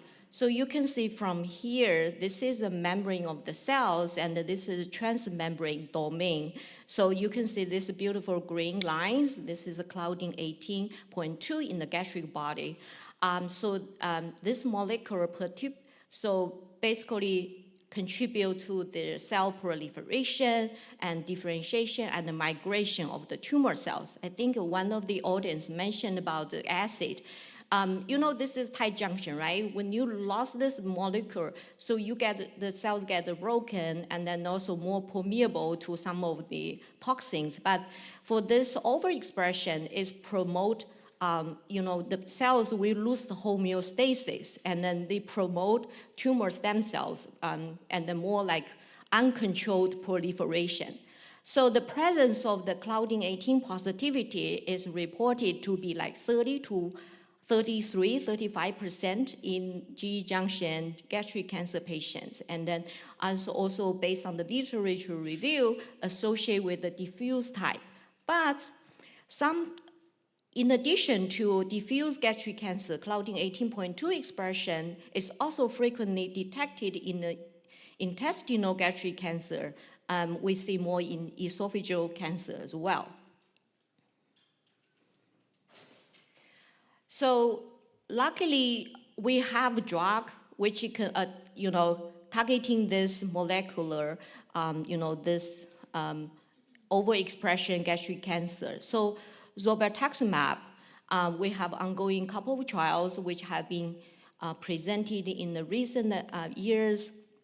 So the mechanism of zolbetuximab is, this monoclonal antibody target and bind to Claudin 18.2. And it mediates tumor death through the antibody-dependent cellular cytotoxic, and we also call complement-dependent cytotoxicities. So preclinical study have shown that synergic between, when we combine this antibody to the chemotherapy, and then we find, more efficacy in terms of the response. So one of the phase 2 trial, the name is the FAST, which is using zolbetuximab combined with chemotherapy targeting Claudin 18.2. So for people who may not, familiar with those kind of Kaplan-Meier curve, so I will just show you. So you see the blue line, which is chemo plus the antibody, and the red line is just the chemo. So you see very nicely, even after a couple months, the two lines separated, and you can see there is difference. So we talk about Claudin 18.2, IHC3, plus usually in the literature, they use like cutoff at 70%. So that's why sometimes when patients come to me for clinical trials, so we have to do screening test because you have to make sure the expression level is enough for the drug to target. And you can see the lower graph, and then when the Claudin 18 expression is relatively low, and the efficacy was not that great as the first graph. So this FAST study showed that in those tumor overexpression Claudin 18.2, there is a survival benefit. So when we talk about survival benefit, usually we talk about overall survival. Sometimes we talk about progression-free survival, but in the adjuvant setting, which is after the surgery, so everything we gave after the surgery, we call as adjuvant. So in the adjuvant setting, we want to see whether there is overall survival benefit. So there are also two randomized phase 3 studies, which is a GLOW study, and then also there is a Spotlight. All the trials have very cute name. So they met the primary endpoint. And also similar reduction in the risk of death, because when we do clinical trial, first we want to know whether it's first we want to know whether it's safe. And the second, we want to know whether it's working. And third, we want to know it's better. And then the last one will be whether it will stay in the market. Similar reduction in terms the risk of the death and the survival benefit for, like we mentioned about progression-free survival and the overall survival. So pretty much using this drug, and we see the studies, they have very consistent data. So this is the representative Kaplan-Meier curve and showed from the Spotlight trial. So in this trial, the PFS, which is a progression-free, and also overall survival curves, started to separate, after 6 to 9 months. And this finding implied that maybe 20% of patients may not, get the benefit before they pass away. So tailoring the treatment to individual characteristics like genome, makeup, and the specific biomarkers will allow more effective therapeutic interventions. So Claudin 18.2 can be targeted by very different compounds. So we talk about drug antibody conjugate, we talk about different molecules, and also now we are using cell therapy, which is a CAR T cell therapy. So the FDA has recently granted clearance for use one of the anti-Claudin 18 chimeric antigen receptor T cells. So the name is CT041. And then in patients who had a Claudin 18.2 overexpression, including gastric cancer, GE junction, and also pancreatic cancer patients. So their phase 1 study published in 2019, which demonstrated a total objective response rate about 33% in a small amount of patients, because it's a phase 1, and so usually the cell numbers are small. And also in their phase 1b to 2, which is an open-label, multi-center clinical trial, which we also have on site. So we have a couple of patients screened for, and we're waiting for leukapheresis, and then I can share some of the data from the phase 1. And you can see from, so they had a paper published, and you can see the water flow. So this is a 0. So anything below 0, that means the cancer gets shrinking, and then the size decrease. So for any patients who enroll for clinical trial, you need to have a measurable disease. So that's how clinicians decide whether this drug is working. And then also this is one of the representative pictures, and you can see from along the time, the lesion, so which is invaded by the tumor. So you can see very nicely recovery from after the CAR T cell infusion. So the patients with gastric cancer, majority in this study, I think 80% of the patients are gastric cancer patients, and they have an overall response rate, duration, reach like 57.1% and then 75%. And then the 6 months overall survival was around 81.2%. So the next one, I'm going to cover a little bit about FGFR. So FGFR, when we have friends who have a cholangio, adenocarcinoma, so we know the FGFR is also very important because you can have a marker, that means you have more options. So many years ago, when patient has stage 4 lung cancer, so we think it's a dismal disease, but nowadays, stage 4 lung cancer with EGFR driver mutation, they live like a type 2 diabetes with insulin. So I have personal family, members, and then they have stage 4 lung cancer, they have, mutations, and then now we have a lot of medications, they live with the disease.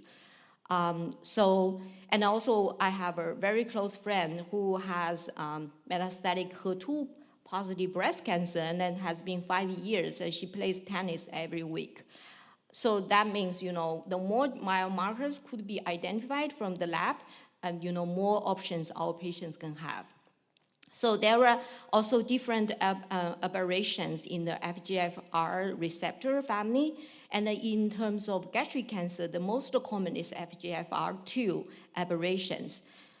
So usually they're thyroid kinase inhibitors, so we may know that chronic myeloid leukemia, so it's really totally changed. My mother-in-law has CML. She has had this, TKI for CML for 10 years. And so we talk about 30 years ago, CML is also not a very good diagnosis, and the patient need to go through transplant. But nowadays with the TKI, so our patients have, normal overall survival. They have a decent, quality of life.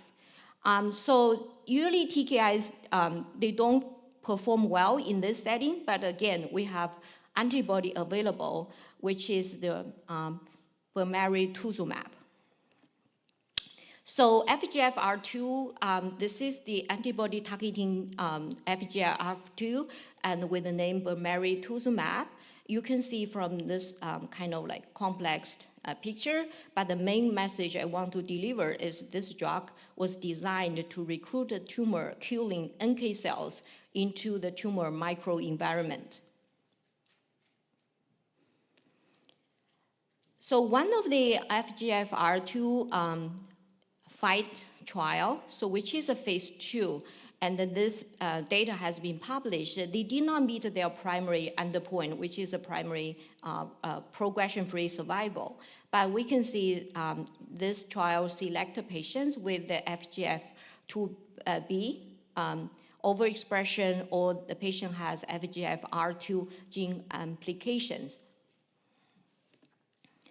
But when we look at the survival benefit, so we find that this study showed that the addition of bemarituzumab to standard chemotherapy resulting promising clinical efficacy in the particular patient's population with FGFR2B overexpression, regardless whether it's gene amplification, so they use IHC 3+ or 30% above, suggesting that selection patients for the future using this drug will provide, we need more trials to identify whether, they can be standard treatment, or, now I think there is more studies, even we have phase 1 as a front line when we identify patients with this overexpression. So the next one is about the HER2. So about like 20% of advanced gastric cancer patients will have HER2 overexpression. I think a HER2-directed treatment has significantly improved our breast cancer patients' life and also quality of life and life expectancy.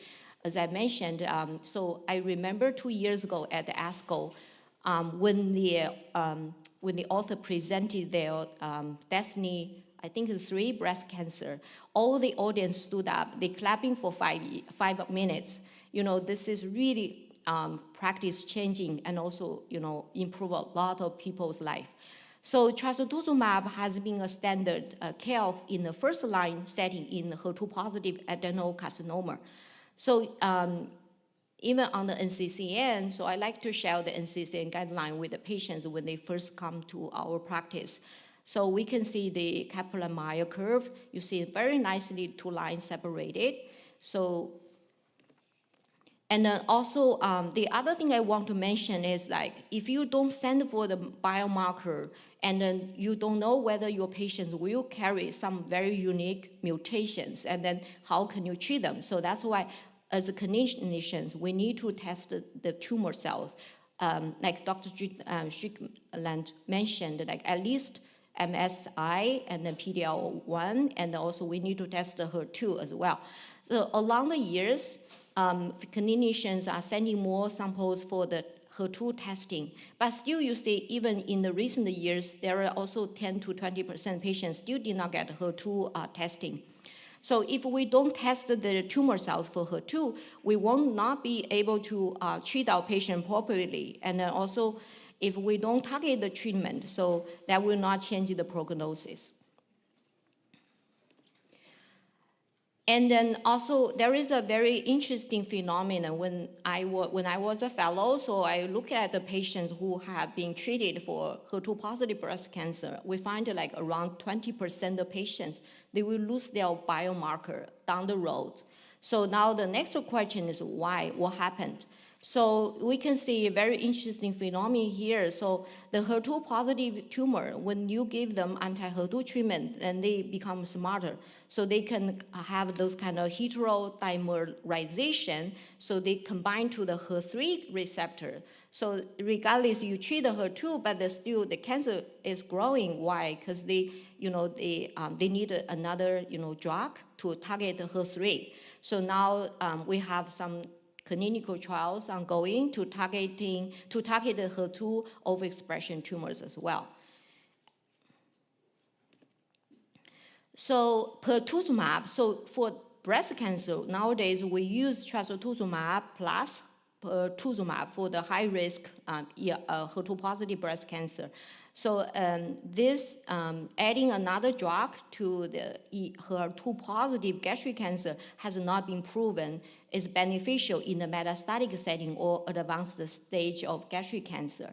So now clinicians and a lot of scientists are trying to see whether in the adjuvant setting, which is a curative setting, whether if we perioperative add anti-HER2 treatment, will change the patient's prognosis. Because sometimes even this locally advanced G-junction HER2-positive cancer, so we do perioperative FLOT. I believe many of you are familiar with the FLOT.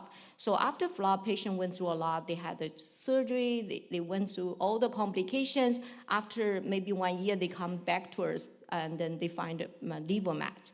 So there is another question ongoing, whether, in the perioperative setting, whether we should add anti-HER2 treatment. Hopefully, in the next couple of years, we will have an answer. So I mentioned about drug resistant, and also the cells become resistant. So you can see from the pictures, and then HER2 targeting revisited. So HER2 positive tumors, they are very heterogeneous. So they can be, their primary tumor does not have a HER2, but when they become metastatic lesions, they can carry the HER2 overexpression. On the other side, after HER2-directed treatment, they can have also acquired genome alterations. So they can lose their HER2. So that's why sometimes when patients progress after anti-HER2 treatment, we want them to get another biopsy because we want to make sure the HER2 is still overexpressed. So we talk about the DDX1, which is a trastuzumab-deruxtecan, which is a very powerful drug. I personally describe this drug as a missile. So this is an antibody drug conjugate. They have a payload. So when this medication went to the cells, it becomes sliced. And then they release the drug, which can also easily diffuse to the other labors. And on the other side, So they can target the positive HER2 positive cells, but on the other side, the low expression HER2 cells can be also affected.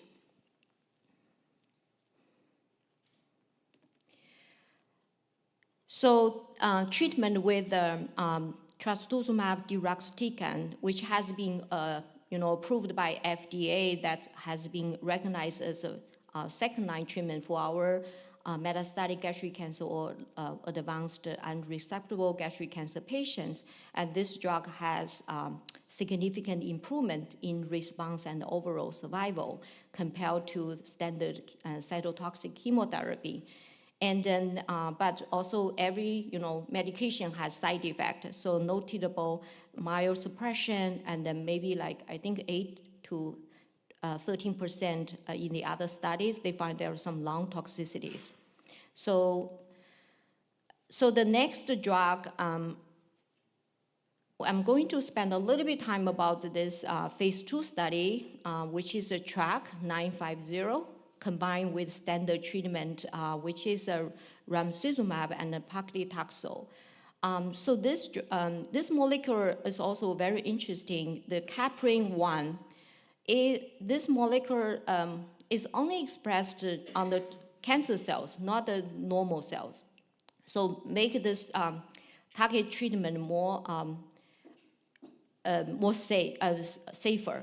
And also you can see this is the objective response using the CAT scan. This is a regional tumor. And after 152 days, this is a tumor size. Although this is just individual pictures, but it shows there is something is working, and then we need more study, and then to show whether, in the larger sample, it's a significant improve the patient's outcome. So the next one will be tumor microenvironment. We all agree that in the future, tumor microenvironment plays a very important role. So far, there is a lot of stuff ongoing, but it's still in the lab. This very colorful picture shows you, like, as individuals, we are living in this society. We need a lot of friends, we need neighbors, and then when you target the tumor cells, if you just target the tumor cells, sometimes it's not enough because they have a very complex microenvironment. So the next question is, how are we going to target the microenvironment of the tumor cells? So many cells are involved, like, there is inflammatory cells, there is a fibroblast, there is vascular endothelial cells, and these stromal cells contribute to cancer growth. And we sometimes call as a niche, N-I-C-H-E, so the cells are very grounded by their neighbors.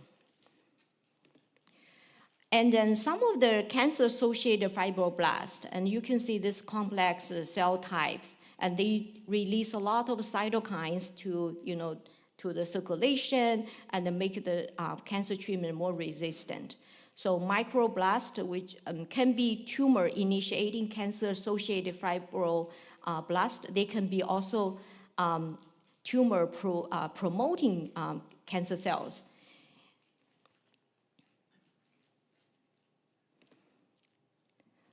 So as a second-line treatment for the gastric cancer, metastatic gastric cancer, so ramucirumab and paclitaxel. And we know that ramucirumab targeting the angiogenesis, and then in the Rainbow trial, which was a couple of years ago, but still very meaningful for our standard practice. And then I think the overall response rate was around 50%. So in the second line, and if patient has no contraindication, we will go for ramucirumab and paclitaxel. And besides ramucirumab, we know that regorafenib, the very similar mechanism of the drug, was used in the rectal cancer setting, but now in gastric cancer, there is ongoing studies, and then there is a phase 3 study using regorafenib versus the placebo in the refractory advanced gastric or GE junction adenocarcinoma. So more study coming, and more results will be available in the next couple years. So understanding the precision medicine of the tumor environment is very critical. There is a limitation currently, in the mouse model, because we were unable to make very invasive or metastatic gastric cancer model. But the generation of these invasive gastric cancer models will provide a lot of, ongoing tumor microenvironment studies, and then we should, we don't lose our, we should keep on going.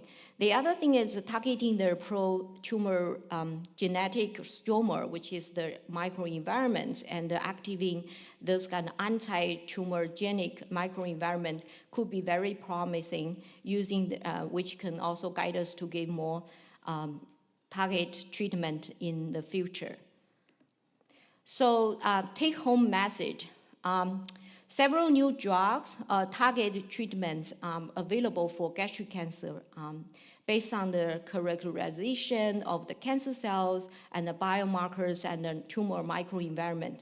But to cure this type of cancer, we need effective combination of therapies. And clinical trials represent a fulcrum for oncology drug discovery and the development to bring safer and effective medicine to our patients in a timely manner. So shifting from the traditionally, we talk about chemotherapy, now we talk about more precision medicine, more biomarker-driven evaluation, molecular biomarkers, and also immune therapies. To cure this type of cancer, we need to understand more about the tumor and then also the tumor microenvironment, and then explore potential therapies. So at the end, I want to emphasize that informed decision-making involved a careful consideration of potential benefits and risk in terms of clinical trial. Patients always come to us, and then they haven't exhausted their standard treatment. They just failed their first-line treatment. They want to enroll our phase 1 study. So I will be very honest with the patients. What does phase 1 study means to you? And then also patients need to know, how the study will impact their treatment plans and also their quality of life and also their life expectancy. At the end, patients' well-being is the top priority. And then, they have the right to withdraw from the study anytime. And the efforts to cure cancer should begin with patients in mind. Thank you. Thank you so much, Dr. Castillo. I know in the interest of time, we're probably going to save the questions for maybe after all the speakers. Okay. Or if you have individual questions you might want to ask her, they can come and meet with you or Sure. speak to you. Yeah. Thank you so I much. can provide also my email. Feel free to send me emails. Thank you so much. Our next speaker is Dr. Varun Bansal. He is a research associate in surgical oncology from Yale School of Medicine, and he will speak about management of peritoneal metastasis. Thank you for being here.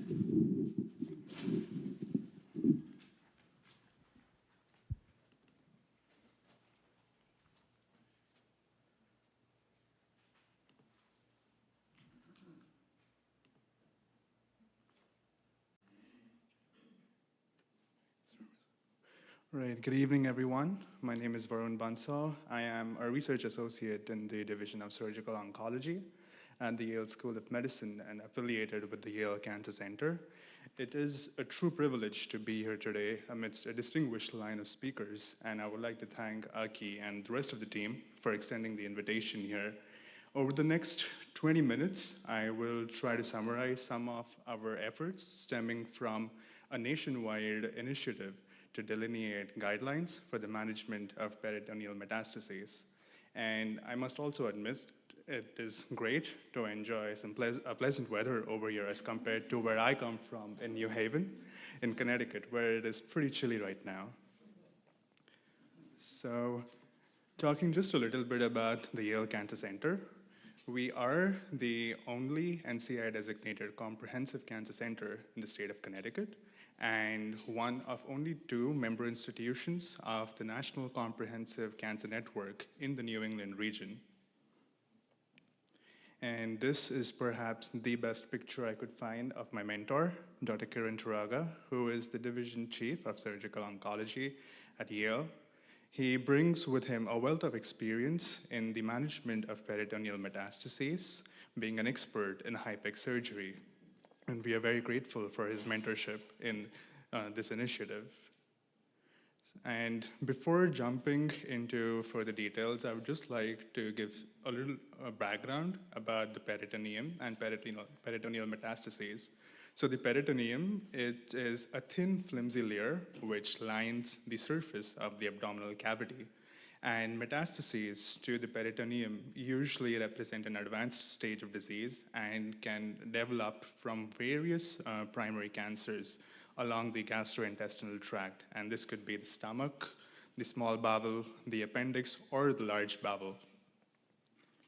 And just talking a little more specifically about stomach cancer, peritoneal metastases the peritoneum is in fact the most common site of metastases from stomach cancer. The risk is particularly higher in certain aggressive cancers, especially larger tumors, which can invade the surface of the stomach. And again, it represents an advanced stage of disease with often portending a guarded prognosis, even with the standard of care systemic therapies.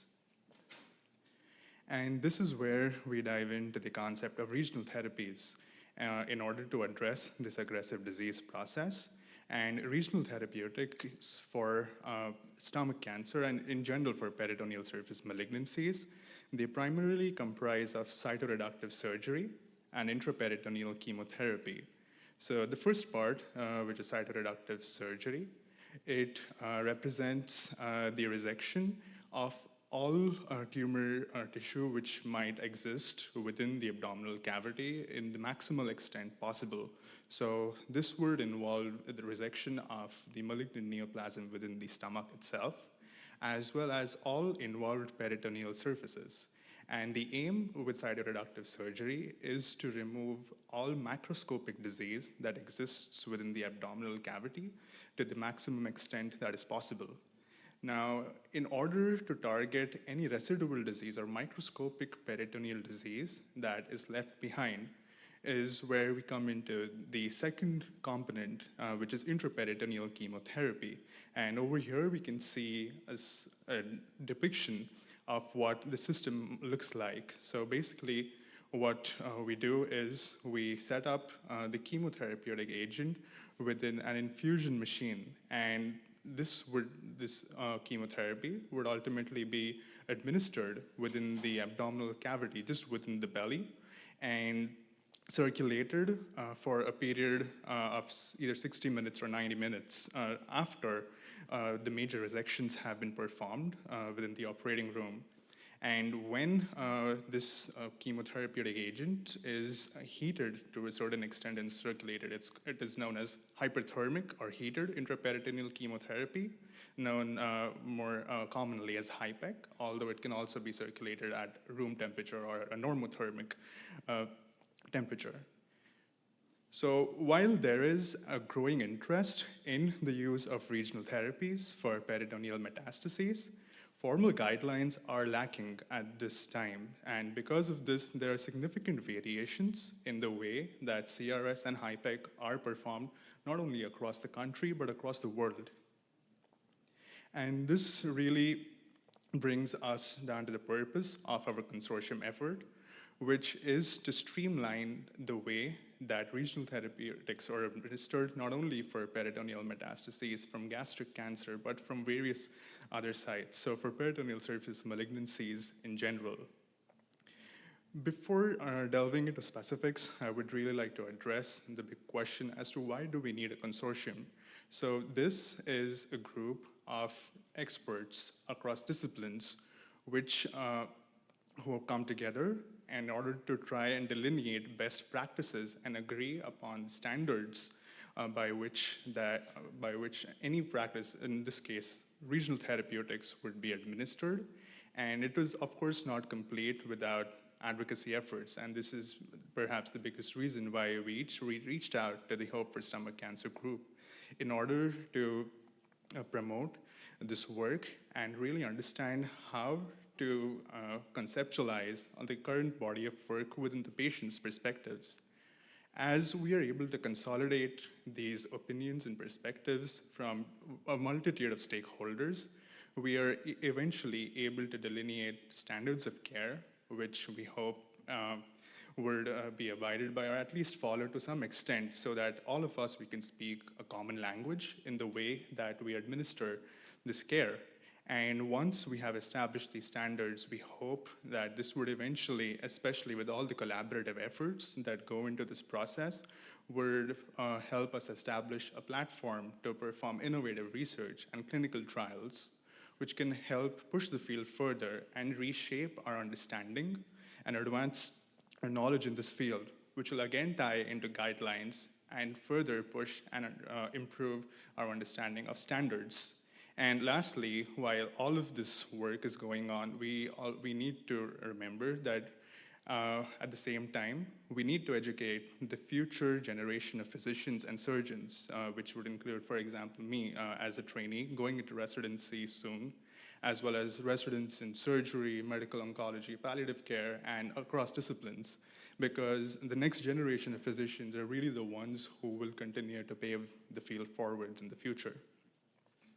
So with regards to the consortium itself, we are trying to build on our prior work, which resulted in the Chicago Consensus Guidelines. And what we really tried to do in the previous effort, which took place in 2018, was to delineate these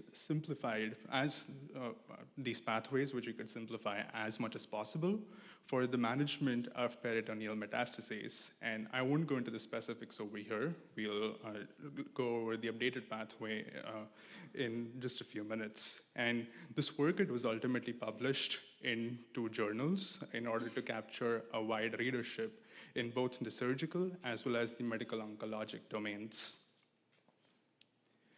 With regards to the current efforts, we are trying to update the existing pathways in line with major developments in the field over the last 5 years.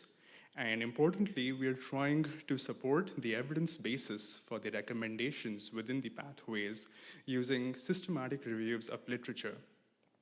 And the methodology that we're trying to employ in the guideline development process, we are trying to align it with recommendations for guideline development from major national societies such as the Society of Surgical Oncology, also known as the SSO, and the American Society of Clinical Oncology, better known as ASCO.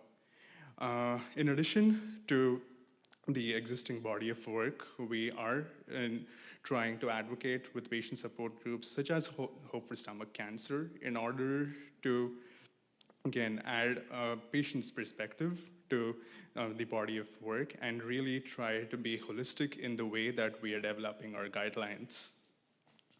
So far, in the guideline development process, we have engaged over 200 physicians across the country and across various disciplines, and over 50 surgical trainees to help with some of the workload that comes along with this initiative. We are engaging with patient support groups and also trying to present our work to various national societies in order to try and broaden the impact of our work. So I will jump into the pathways next, and the methodology that we're trying to employ over here is known as a Delphi consensus. So a consensus is a consensus process. Basically, what it does is we present a set of recommendations to a group of experts across disciplines, and we try to see to what extent do they agree or disagree with the recommendations, and we garner feedback from the process and modify the recommendations. And then we present this again to the group of experts to see whether we are able to increase the level of agreement that we are engaging throughout this process in order to create balanced guidelines. So for our guideline process, we employ 2 rounds of voting.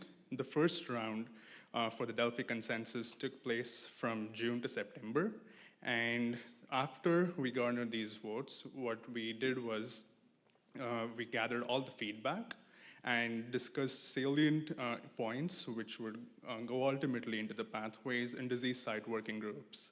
And I must say, our gastric disease site working group has been particularly active because of strong proponents like Dr. Yanghee, Dr. Sam Klempner, and other surgical oncologists across the country, including Dr. Jonathan Greer at Hopkins, and Dr. Hagen and Dr. Timothy Kennedy at the Rutgers Cancer Institute, amongst others. So we are very grateful for the support that we have garnered in this regard.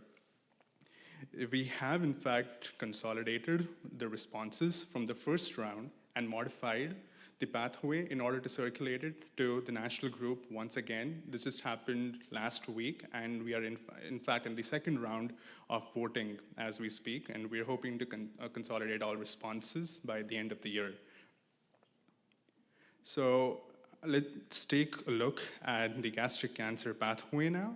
And for this specific pathway, we engaged a total of 141 responses from physicians across the country. And we've tried our best to simplify the way that this is arranged.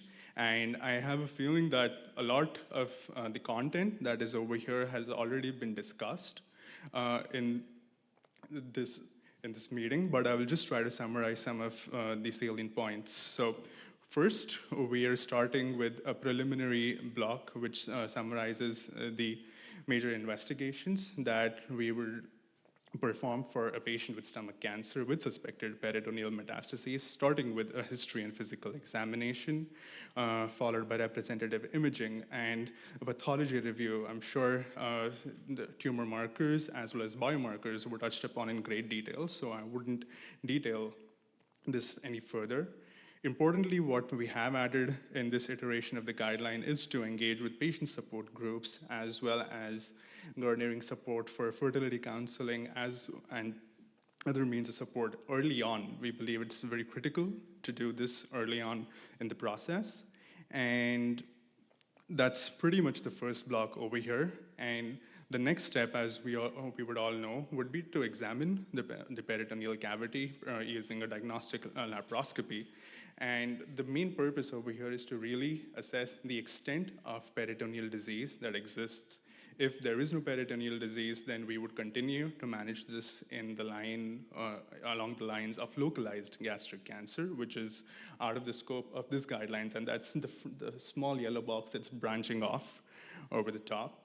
And next, if there is peritoneal disease, then we would really like to see if there is low volume or high volume peritoneal disease. And in general, whenever there is extensive peritoneal disease, it is a poor prognostic indicator. This does not tend to respond well, not only to systemic therapies, but also to regional therapies. And in this case, at this time, we are recommending systemic therapies, clinical trials, and best supportive care, as indicated by the box branching off in the bottom.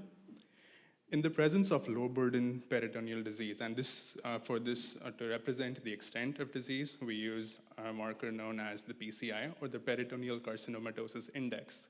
This is a 39-point scoring system indicating the volume of disease present across the sites of the abdomen.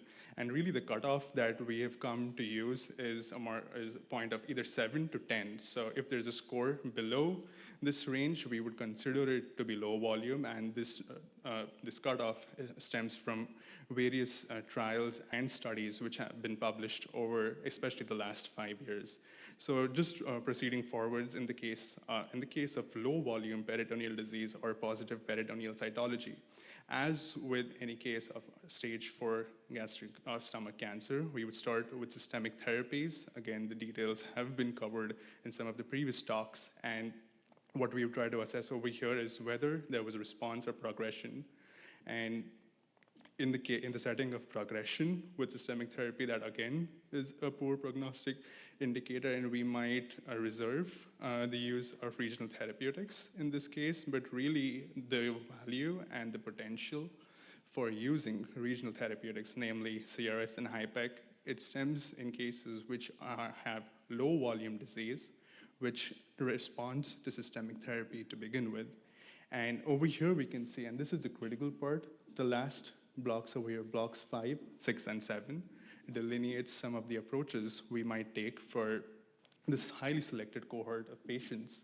In case a complete cytoreduction is predicted, and that would mean that we are able to remove all macroscopic disease within the abdomen, we would consider to proceed with cytoreductive surgery involving gastrectomy, as well as resection of all the involved peritoneal surfaces, as well as the administration of intraperitoneal chemotherapy. An additional alternative over here is before proceeding with cytoreductive surgery, one can go through serial cycles of laparoscopic HIPEC. So this would involve installation of the intraperitoneal chemotherapy within the abdominal cavity, either for a single cycle or for multiple cycles, in order to see if the disease is responding, if it's clearing out, or if there was positive cytology, if it's converting to negative. In that case, then we can further proceed with gastrectomy and excision of the involved peritoneal surfaces. And in case, based on shared decision-making, of course, if one would not consider it best to proceed with surgery, then we always would continue to recommend further systemic therapies and clinical trials. Now, and just going back to the first pathway, we received over 90% of consensus, so that would mean that amongst the 140 experts that voted upon this pathway, we received over 90% of agreement. So these blocks were voted upon either as strongly agreed upon or agreed upon by most experts, except this one block over here, block number 6, which was tweaked a little bit again to clarify the selection criteria that we are trying to apply here. But otherwise, there were no major changes after the first round of voting, and the second round is going on currently.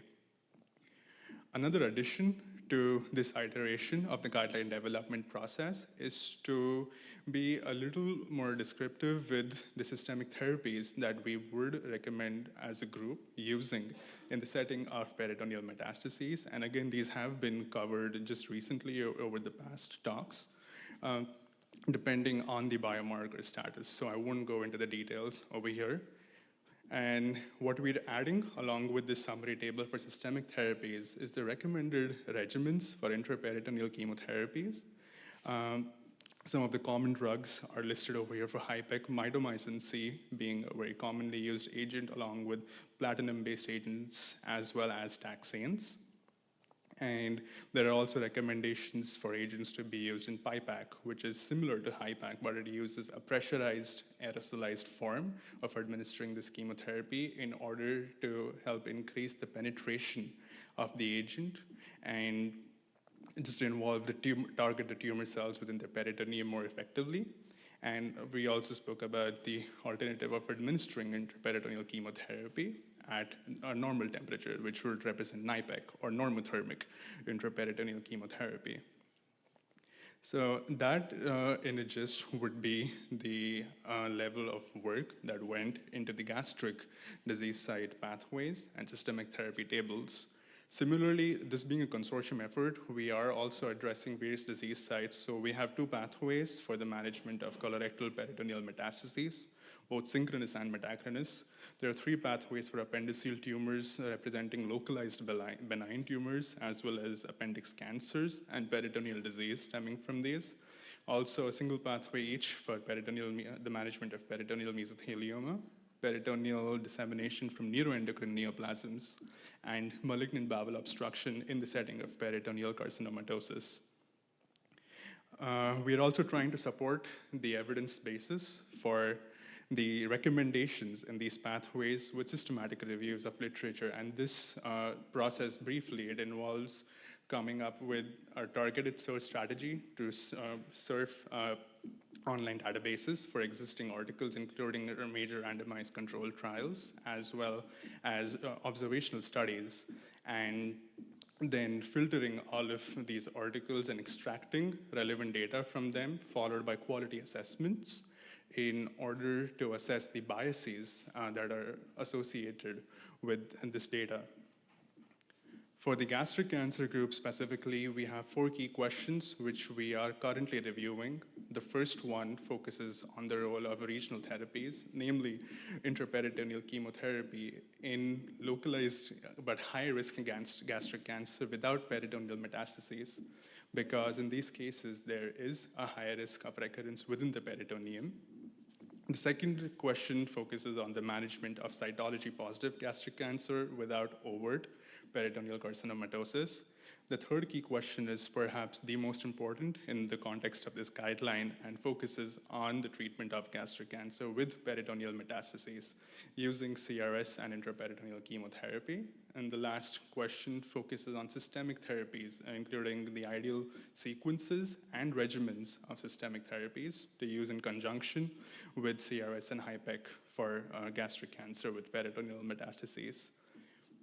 These are some of the landmark studies that we've encountered so far. There are quite a few, and I won't go into the details of these because they will show up ultimately in our guideline document, such as the Regatta trial, which was a multi-center trial based in Asia, the Phoenix GC trial, which was a multi-center trial in Japan, the GIMSA trial, which was one of the earliest trials from the United States at the NCI, and of course, some of the landmark work from Dr. Badgewell's group in MD Anderson with 2 phase 2 single-arm trials. And the second set of studies investigates the role of the addition of intraperitoneal chemotherapy to cytoreductive surgery to see whether there is an additional benefit. And there was actually one of the earliest studies which stemmed from China, and this one is more recent, the CytoGIP study. It's not a trial, but it is a case-controlled study where they were based in France, again a multi-center study, where they reviewed a prospectively maintained registry and identified some of the favorable prognostic factors for survival after CRS and HIPEC for gastric cancer with peritoneal metastases. And the most recent trial was the GastriPEC-1 trial, just published last week. And again, this was comparing cytoreductive surgery alone versus cytoreductive surgery and intraperitoneal chemotherapy.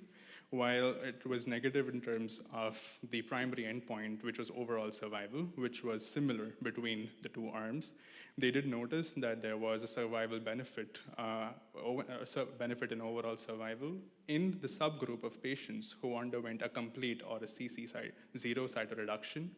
And this was further reflected by a signal towards potential long-term survival in few patients in the arm who received HIPEC in addition to the cytoreductive surgery. And similarly, there was a benefit in progression as well as distant metastases-free survival in the arm which received HIPEC in addition to CRS. But I know I apologize for the busy slides. We will cover these studies in significant detail within the final guideline document. The layout for this, for which is as follows. For every disease site, we anticipate in the final document to begin with a summary of major changes that happened since the 2018 effort. This would be followed by a brief methodology of the guideline development process using a hybrid consensus and evidence-based approach, followed by block-wise itemized recommendations with relevant references stemming from the evidence from the systematic reviews, incorporated at relevant junctures within the guideline document, culminating with summary tables for systemic as well as intraperitoneal chemotherapeutic regimens. And lastly, this is what I believe is the most important addition, would be to garner patient perspectives and resources for outreach. And this is why we are here. We're trying to request for everyone's support in order to help write this culminating part of our guideline document. It again aligns with some of the recommendations from major societies and bodies which are involved with guideline development, such as the Cochrane collaboration based in the UK. So yes, we have engaged Hope for Stomach Cancer, and again, I'm very thankful for everyone's support with regards to this effort.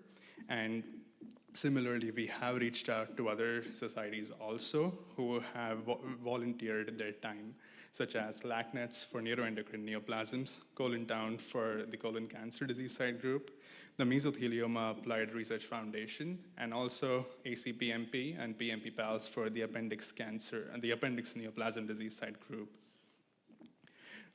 Two of the smaller objectives, I believe, from this consortium effort, which I would just briefly touch upon. The first one would be the educational piece, where we are trying to develop a standalone curriculum for teaching the next generation, as I mentioned, especially surgical residents, about the management of this complex disease process. We have engaged with faculty members across the country in order to delineate specific learning objectives after conducting a targeted needs assessment, and in the process of developing a curriculum which is going to be administered online across the country. And this is building upon some of our pilot work in designing and implementing a learner-centered curriculum for surgical trainees. And the last part is focusing on delineating standards for the management of peritoneal metastases, and this pertains to the structure and the quality of surgical treatment for peritoneal metastases, extending into operative reports and what points are important in the documentation of this effort, as well as standards of training, surgical training for the management of peritoneal metastases, and further translating into billing and coding and the documentation efforts, as well as the preparation of intraperitoneal chemotherapy. The major updates in the current effort are in the billing and coding part, and how we can accurately document the procedures performed, as well as care for practitioners, which we can definitely discuss at another time. But yes, I think I've taken a lot of time already. In summary, with regards to regional therapies for gastric cancer with peritoneal metastases, there is a growing body of evidence and definitely a lot of interest in this field. At this time, we understand that the potential benefit for this aggressive treatment is in a highly selected cohort of patients who have received and completed preoperative systemic therapy and have responded to the systemic therapy. They have a limited volume of peritoneal disease. We use a cutoff of 7 to 10 on a 39-point scale, and in whom all of the macroscopic disease can be expected to be removed as judged by the surgeon's expertise in this process. The next steps in this process were definitely first to advocate with patient support groups and help garner a patient perspective within the guidelines, extending further into advocacy efforts and engaging with national societies in order to broaden the impact of this work. And the long-term goal would, of course, be to promote research and create a platform where we can collaborate as a group, build registries, and paving the way further into innovative clinical trials. And that's the next on our agenda as a consortium group. This, again, is a summary of the efforts that exist within this initiative. I view it as a 4-level initiative with pathways, systematic reviews, an educational curriculum, as well as standards for the treatment of peritoneal metastases. This is, of course, a huge undertaking, and I feel very grateful to be a part of a largely trainee-driven team. Most of us over here, our team is comprised of surgical residents and medical students.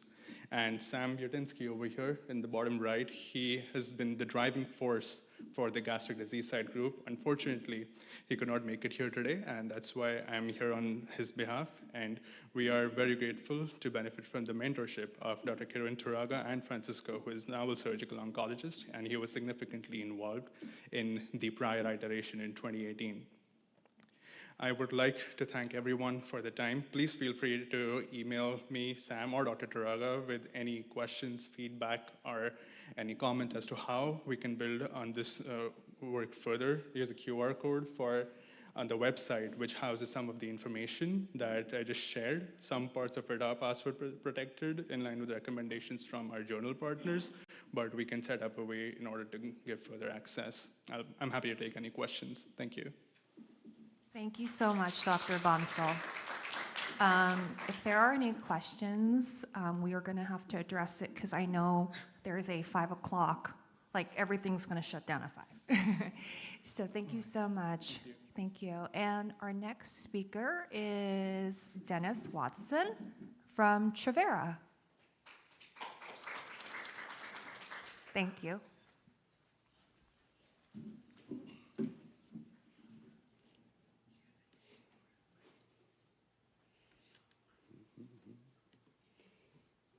Let's get our slides up here quickly.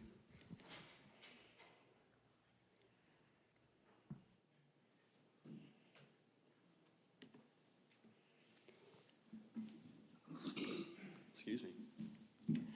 Hello.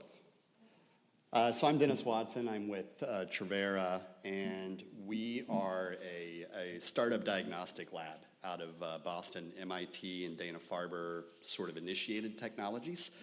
And I'm going to spend just a few minutes today giving a brief summary of the unique work that we're doing. And then we'll dig in tomorrow when we've got quite a bit more time with everybody. And I'll also be around all evening for questions and things. But I first want to just thank the whole group, Aki and Camilla and everybody that we've worked with up to this point to invite us here and bring this sort of to the forefront. We're doing really early work. This technology is primarily investigational. And most of what we're doing is in clinical trials and research. But we ran into a little bit of an unexpected happening when we got our CLIA certification, which sort of gives you the opportunity to offer a test clinically in the US. And that was that patients started to find us and started asking for our test and asking how they could get it.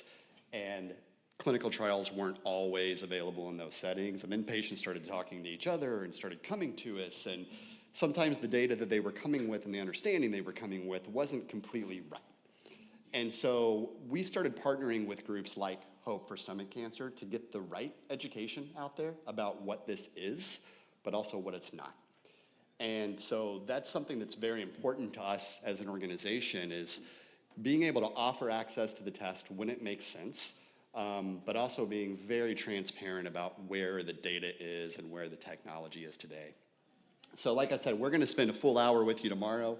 In fact, one of the developers of the technology and founders of the company is going to be joining me to enjoy that talk with everybody.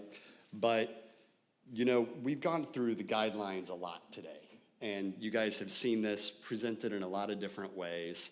And I think it was Dr. Wu who said, when you're early stage, when you're newly diagnosed, when you're stage 1, it's pretty clear. We follow the guidelines.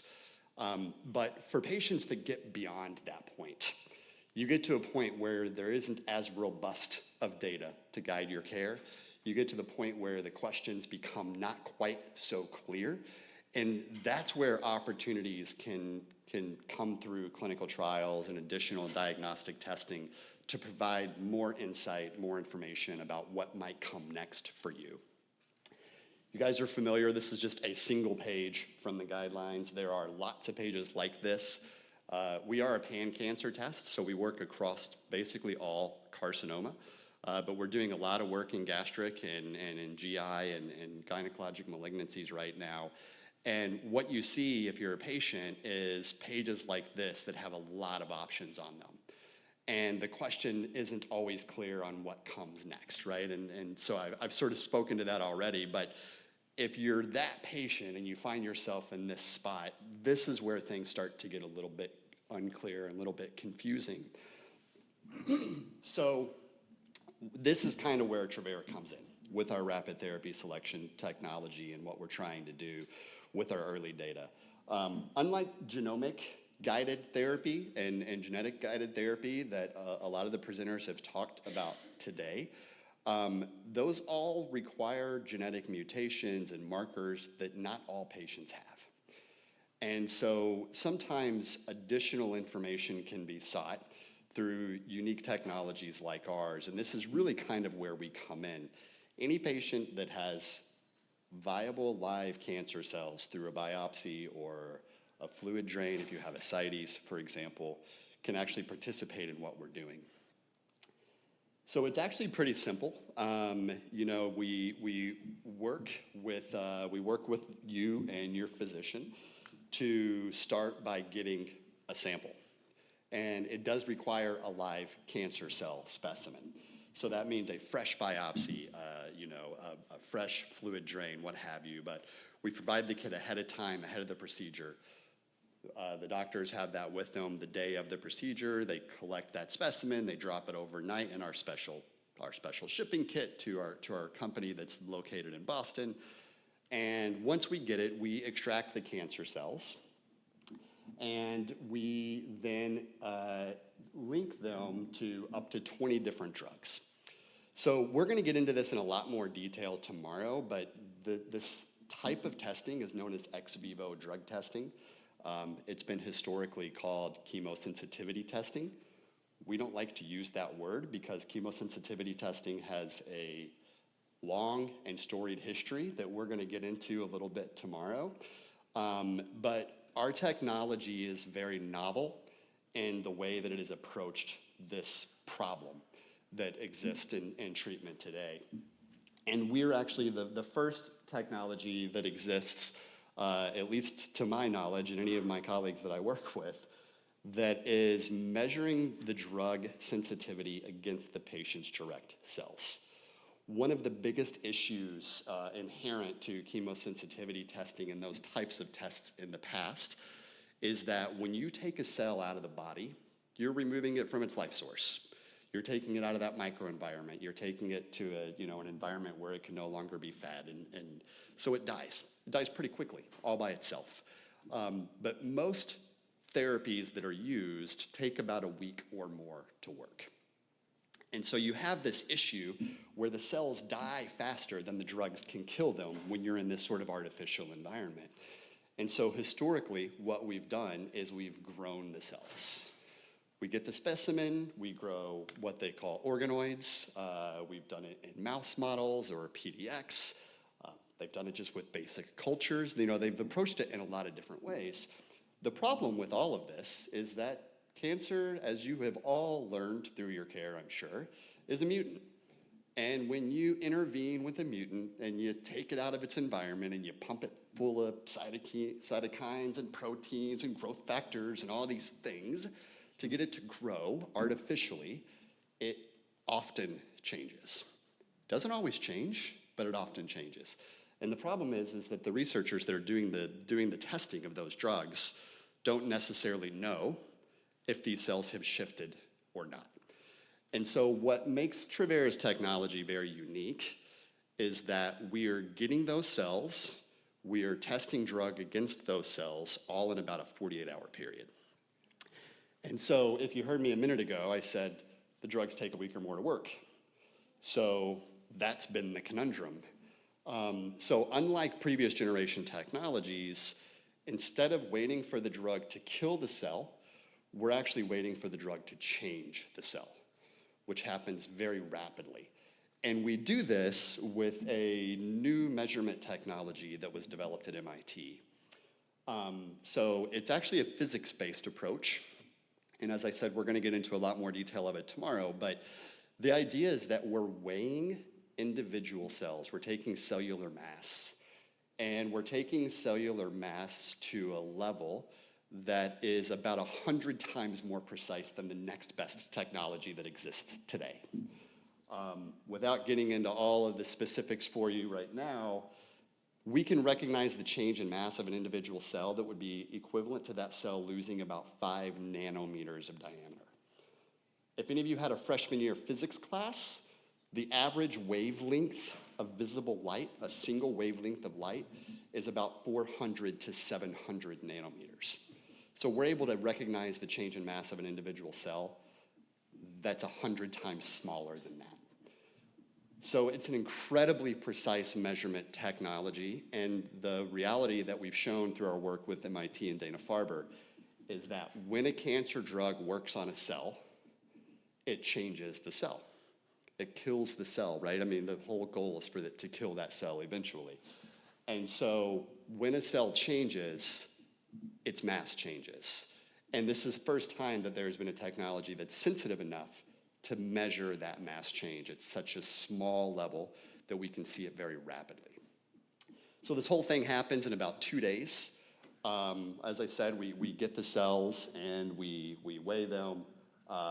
We get that data. We turn it into a report for your doctor. This all takes just a couple of days.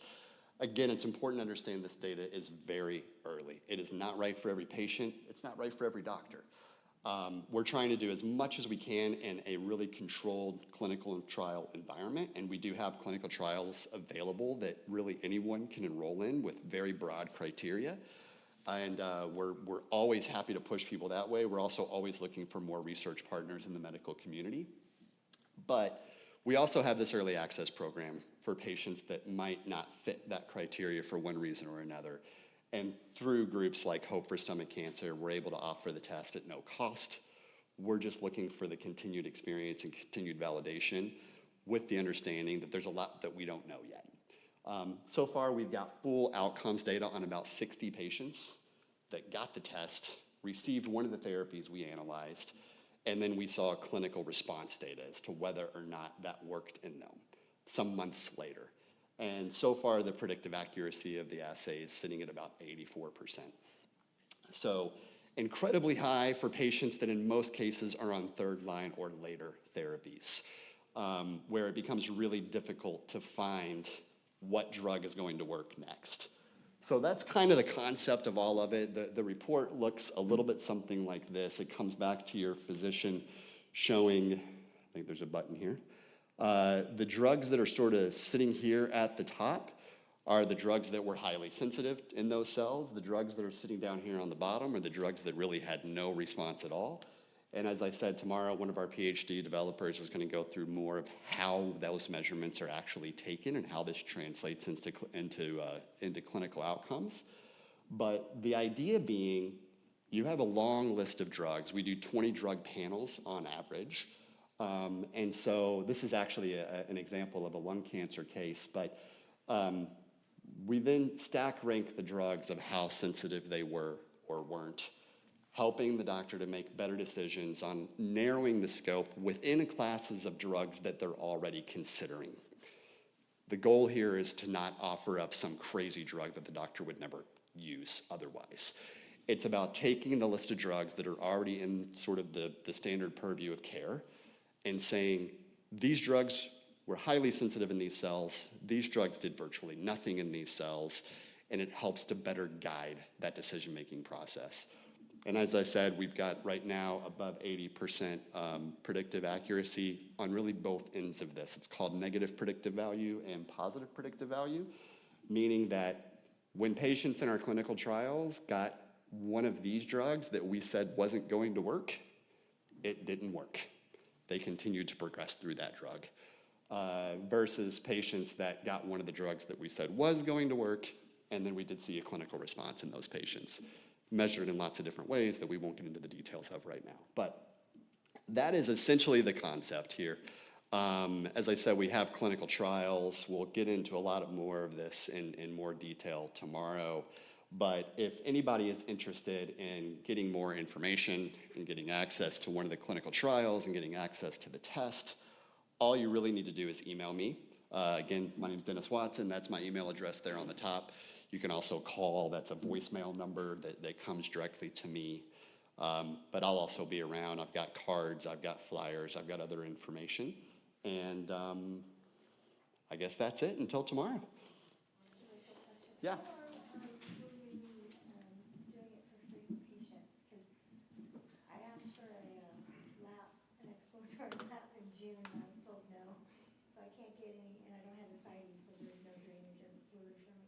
Sure. So I don't know when I'll get my next exploratory lab. Yeah, we don't know right now. I mean, we're probably for at least another year, is our goal. Yeah, no, I understand. This gives me an idea. Yeah. How much pressure I need to apply to my doctor. Yeah, and you know, and we're doing a lot of work in the space of HIPEC too. That's another topic that's come up quite a bit. We're working with a lot of HIPEC physicians. One of the challenges of HIPEC today is that there's pretty limited drug options available for use in that way. And so there's a lot of interest in the rapid turnaround time that our assay has and the ability to really show sensitivity against the cell. That might be really nice applications of finding better drug options or more drug options for a HIPEC type approach. Great. Well, as I said, I'll be around all evening. I'm happy to take questions and talk with anybody directly, but I know they're trying to get back on schedule. So, and we'll be here tomorrow morning to get much deeper in a lot of this as well. Thank you so much, Dennis. And our last speaker, save the best for last, is Diana Abacera. I hope I'm saying your name right. And she is from Lille. I'm from Health. Lille Health, yes. Hi, everybody. It's so good to see all of your familiar faces. Okay, let's see where my deck is.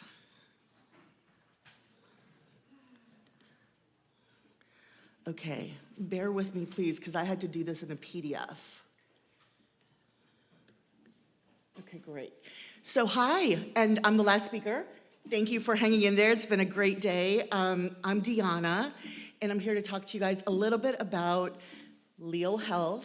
We are a startup company in the field of precision medicine. And as I take you guys through this, I want you to remember one important thing. We are a company built by cancer patients for cancer patients, okay? Okay, next slide. And how do I do this? Here we go. So just a couple of words on our origin story. This is Svea. She is incredible. This woman was out running the world in New York City. She is a pretty big global business exec, and she was living her life, having her family, and in her early 40s, she was diagnosed with stage 4 melanoma. Now, for her, anything but living was never an option. She had 3 little girls at home. The youngest one was 1-year-old. So Svea went and to our local oncologist in and around New York City, and she was given the standard of care. And it worked, and then she went into remission, and then it came back. And she went through this a couple of different times until she decided to do something that was basically in her wheelhouse. She decided to do some research. So she went on clinicaltrials.gov and was absolutely shocked with how little she understood. And that is because websites like clinicaltrials.gov aren't meant for patients. They're meant for scientists and doctors and oncologists and people who know the acronyms and understand the studies. And she didn't quite get what she was looking for. She found one study that she thought was interesting, and she took it to Memorial Sloan Kettering to her oncologist. And he said to her, you know what? I've never heard of this study. It might work for you, but I can't put you into this study because I don't have a seat in that trial. So she went home and she said to her husband, I cannot believe that in today's day and age, there is not a platform that can match cancer patients with the clinical trials being designed for them with ease. And he said to her, there's nothing that exists like that? And she said, no, but I'm gonna build it. And she did. She built Lille Health, and she went into the clinical trial, and she saved her own life, and she's been NED for 4 years. Okay, so who are we? We are a completely unbiased, patient-first AI technology platform. We work with all the stakeholders, everyone from the patients to biopharma to healthcare providers, and our main goal is to give everyone access to clinical trials. Our mission is to empower every single patient in their cancer journey, and we give you information, we give you education, and most importantly, we give you access to every available clinical trial at every point in your journey. Very simple. How it works is you go to Lille Health, the website, and you fill out what cancer you have, and then you're presented with a dynamic, personalized questionnaire. And what's unique to this questionnaire, and what we mean by dynamic, is you start with a funnel approach. And the more information you feed into the system and into the questionnaire, the more precise your match list will be. Once you fill out the questionnaire, it takes a few minutes, less time than it does to fill out the paperwork in a doctor's office. You instantly receive a list of your precise trials that you've been matched with. And then you take those trials and you go to your oncologist, and together you decide on the next best steps. So we always say that we're a patient-first company, and what that means is the patient is at the heart of everything we do. We're completely private. Everything's 100% HIPAA and GDPR compliant. Unlike clinicaltrials.gov, we have created every piece of content, every email, in a format and in a language that every patient can understand. There's zero trial bias. You're never presented with a trial match that's not exactly precise to your clinical diagnosis. Our platform is not constrained by your location. Patients can decide how far or they would like to travel for their treatment. We have an incredible patient engagement team that walks the patient and educates the patient about their options every step of the way. We understand all the patient barriers because we work so much with the patients. We understand medical mistrust, insurance issues, transportations, and so forth and so on. And we work directly with the patient one-on-one to resolve those pain points. And finally, and this is something that is something I've learned recently, that oncology drugs is a massive business, billions and billions of dollars. And also a cancer diagnosis is one of the leading causes for bankruptcy.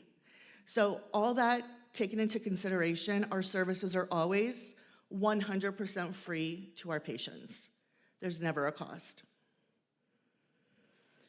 I'll run really quickly through this. How do people find us? Where do we educate you? So basically, we're everywhere the patient is. We're on social media, we've got commercials running, we're on radio. We create all of our original content we create ebooks and blog posts, we have original webinars. So we're not that hard to find, you just need to know about us. A few key achievements, I will focus on the recognized by section. When this platform was developed, Time Magazine recognized it as 100 of the most innovative companies. And you can see on and on. Fast Company, we were one of the changing the world ideas. We work with 8 out of the top 10 largest pharma companies and 65 of the smaller oncology-focused biopharmas. And we have a list of awesome partners that we are working with, Stokan, one of them. Happy to announce that we are in partnership with Stokan now, and our clinical trial finder will be embedded on the website within the coming weeks, maybe month. So you can have all the clinical trials at your fingertips. And this is actually our team. These are pictures of people that we work with, just so you can see who you're working with. Right now, we're running about 82% female. We sit across 5 different countries and 3 continents. We have 9 different languages we operate in. We've been published in over 65 clinical publications. And then in terms of our experience level, you can see we've got nurses, PhDs, social workers, oncologists, and most importantly, we've got cancer survivors. So a combined experience in healthcare, about 240 years. Our patient community, so in the last 4.5 years, we've grown to about 160,000 patients. We're growing at a rate of about 4,000 patients, new patients a month. 35% of those represent minority populations. We're really excited and proud of that. And then 75% of that live in rural communities that have issues with access, many, many barriers we're trying to address. 25% of our patients actually enroll in clinical trials, which is astounding considering that the industry standard is about 2 to 3%. The reason is that we have that incredible patient engagement and clinical team that basically shepherds you through the entire process. They answer your questions, they help you figure out how to speak to your doctors, so forth and so on. So you're never alone. Each patient on average gets 4 hours with at least one of our clinical team members. Okay, a little bit of bragging. Patients actually who've used us really feel empowered, feel like they're part of their journey. One of my favorite quotes is, "A patient needs to restore their hope in order to restore their health, and you have helped me restore both." She's one of the first people I met when I joined this company. Even doctors are actually supportive of what we're doing. We're trying to work with them, not cut them out. If anyone knows Dr. Lin, he's the former Chief Medical and Scientific Officer. He's also one of our advisors. He says Leal helps oncologists and patients make the best decisions in regards to clinical trials. We've got many other doctors who would agree. So for us, it's personal. I had a video to show you. It didn't make it in here. But every person in our company has been touched by cancer in some way, myself included. I am an 18-year breast cancer survivor. I was given the standard of care 18 years ago. I wasn't given other options, and I didn't know to ask about other options because I was 32. I got very, very lucky, but a lot of people don't. And I wish that I would have had this as an option when I was sick. I probably would have suffered a lot less. But regardless, I'm grateful to be here talking with you.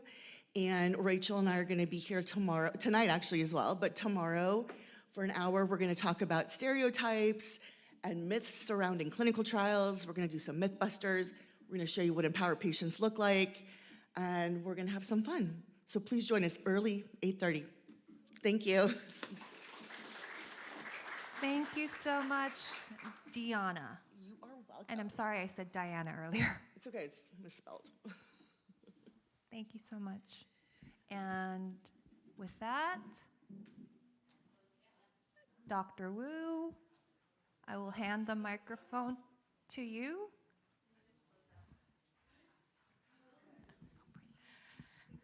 So are you guys inspired? Okay. I had to go change because I hate being in a dress, as most surgeons like to be in scrubs. But it was a very amazing and inspiring afternoon for all of us. I'm so happy that we got to hear some amazing talks by medical oncologists and the industry team. We're about to close out tonight to go to the other room, I think, for, are we partying? Is it dinner, cocktails? What are we doing, Aki? Just dinner? And conversation. So all the questions you have, in your legal yellow pad, please ask away. Thank you, everybody.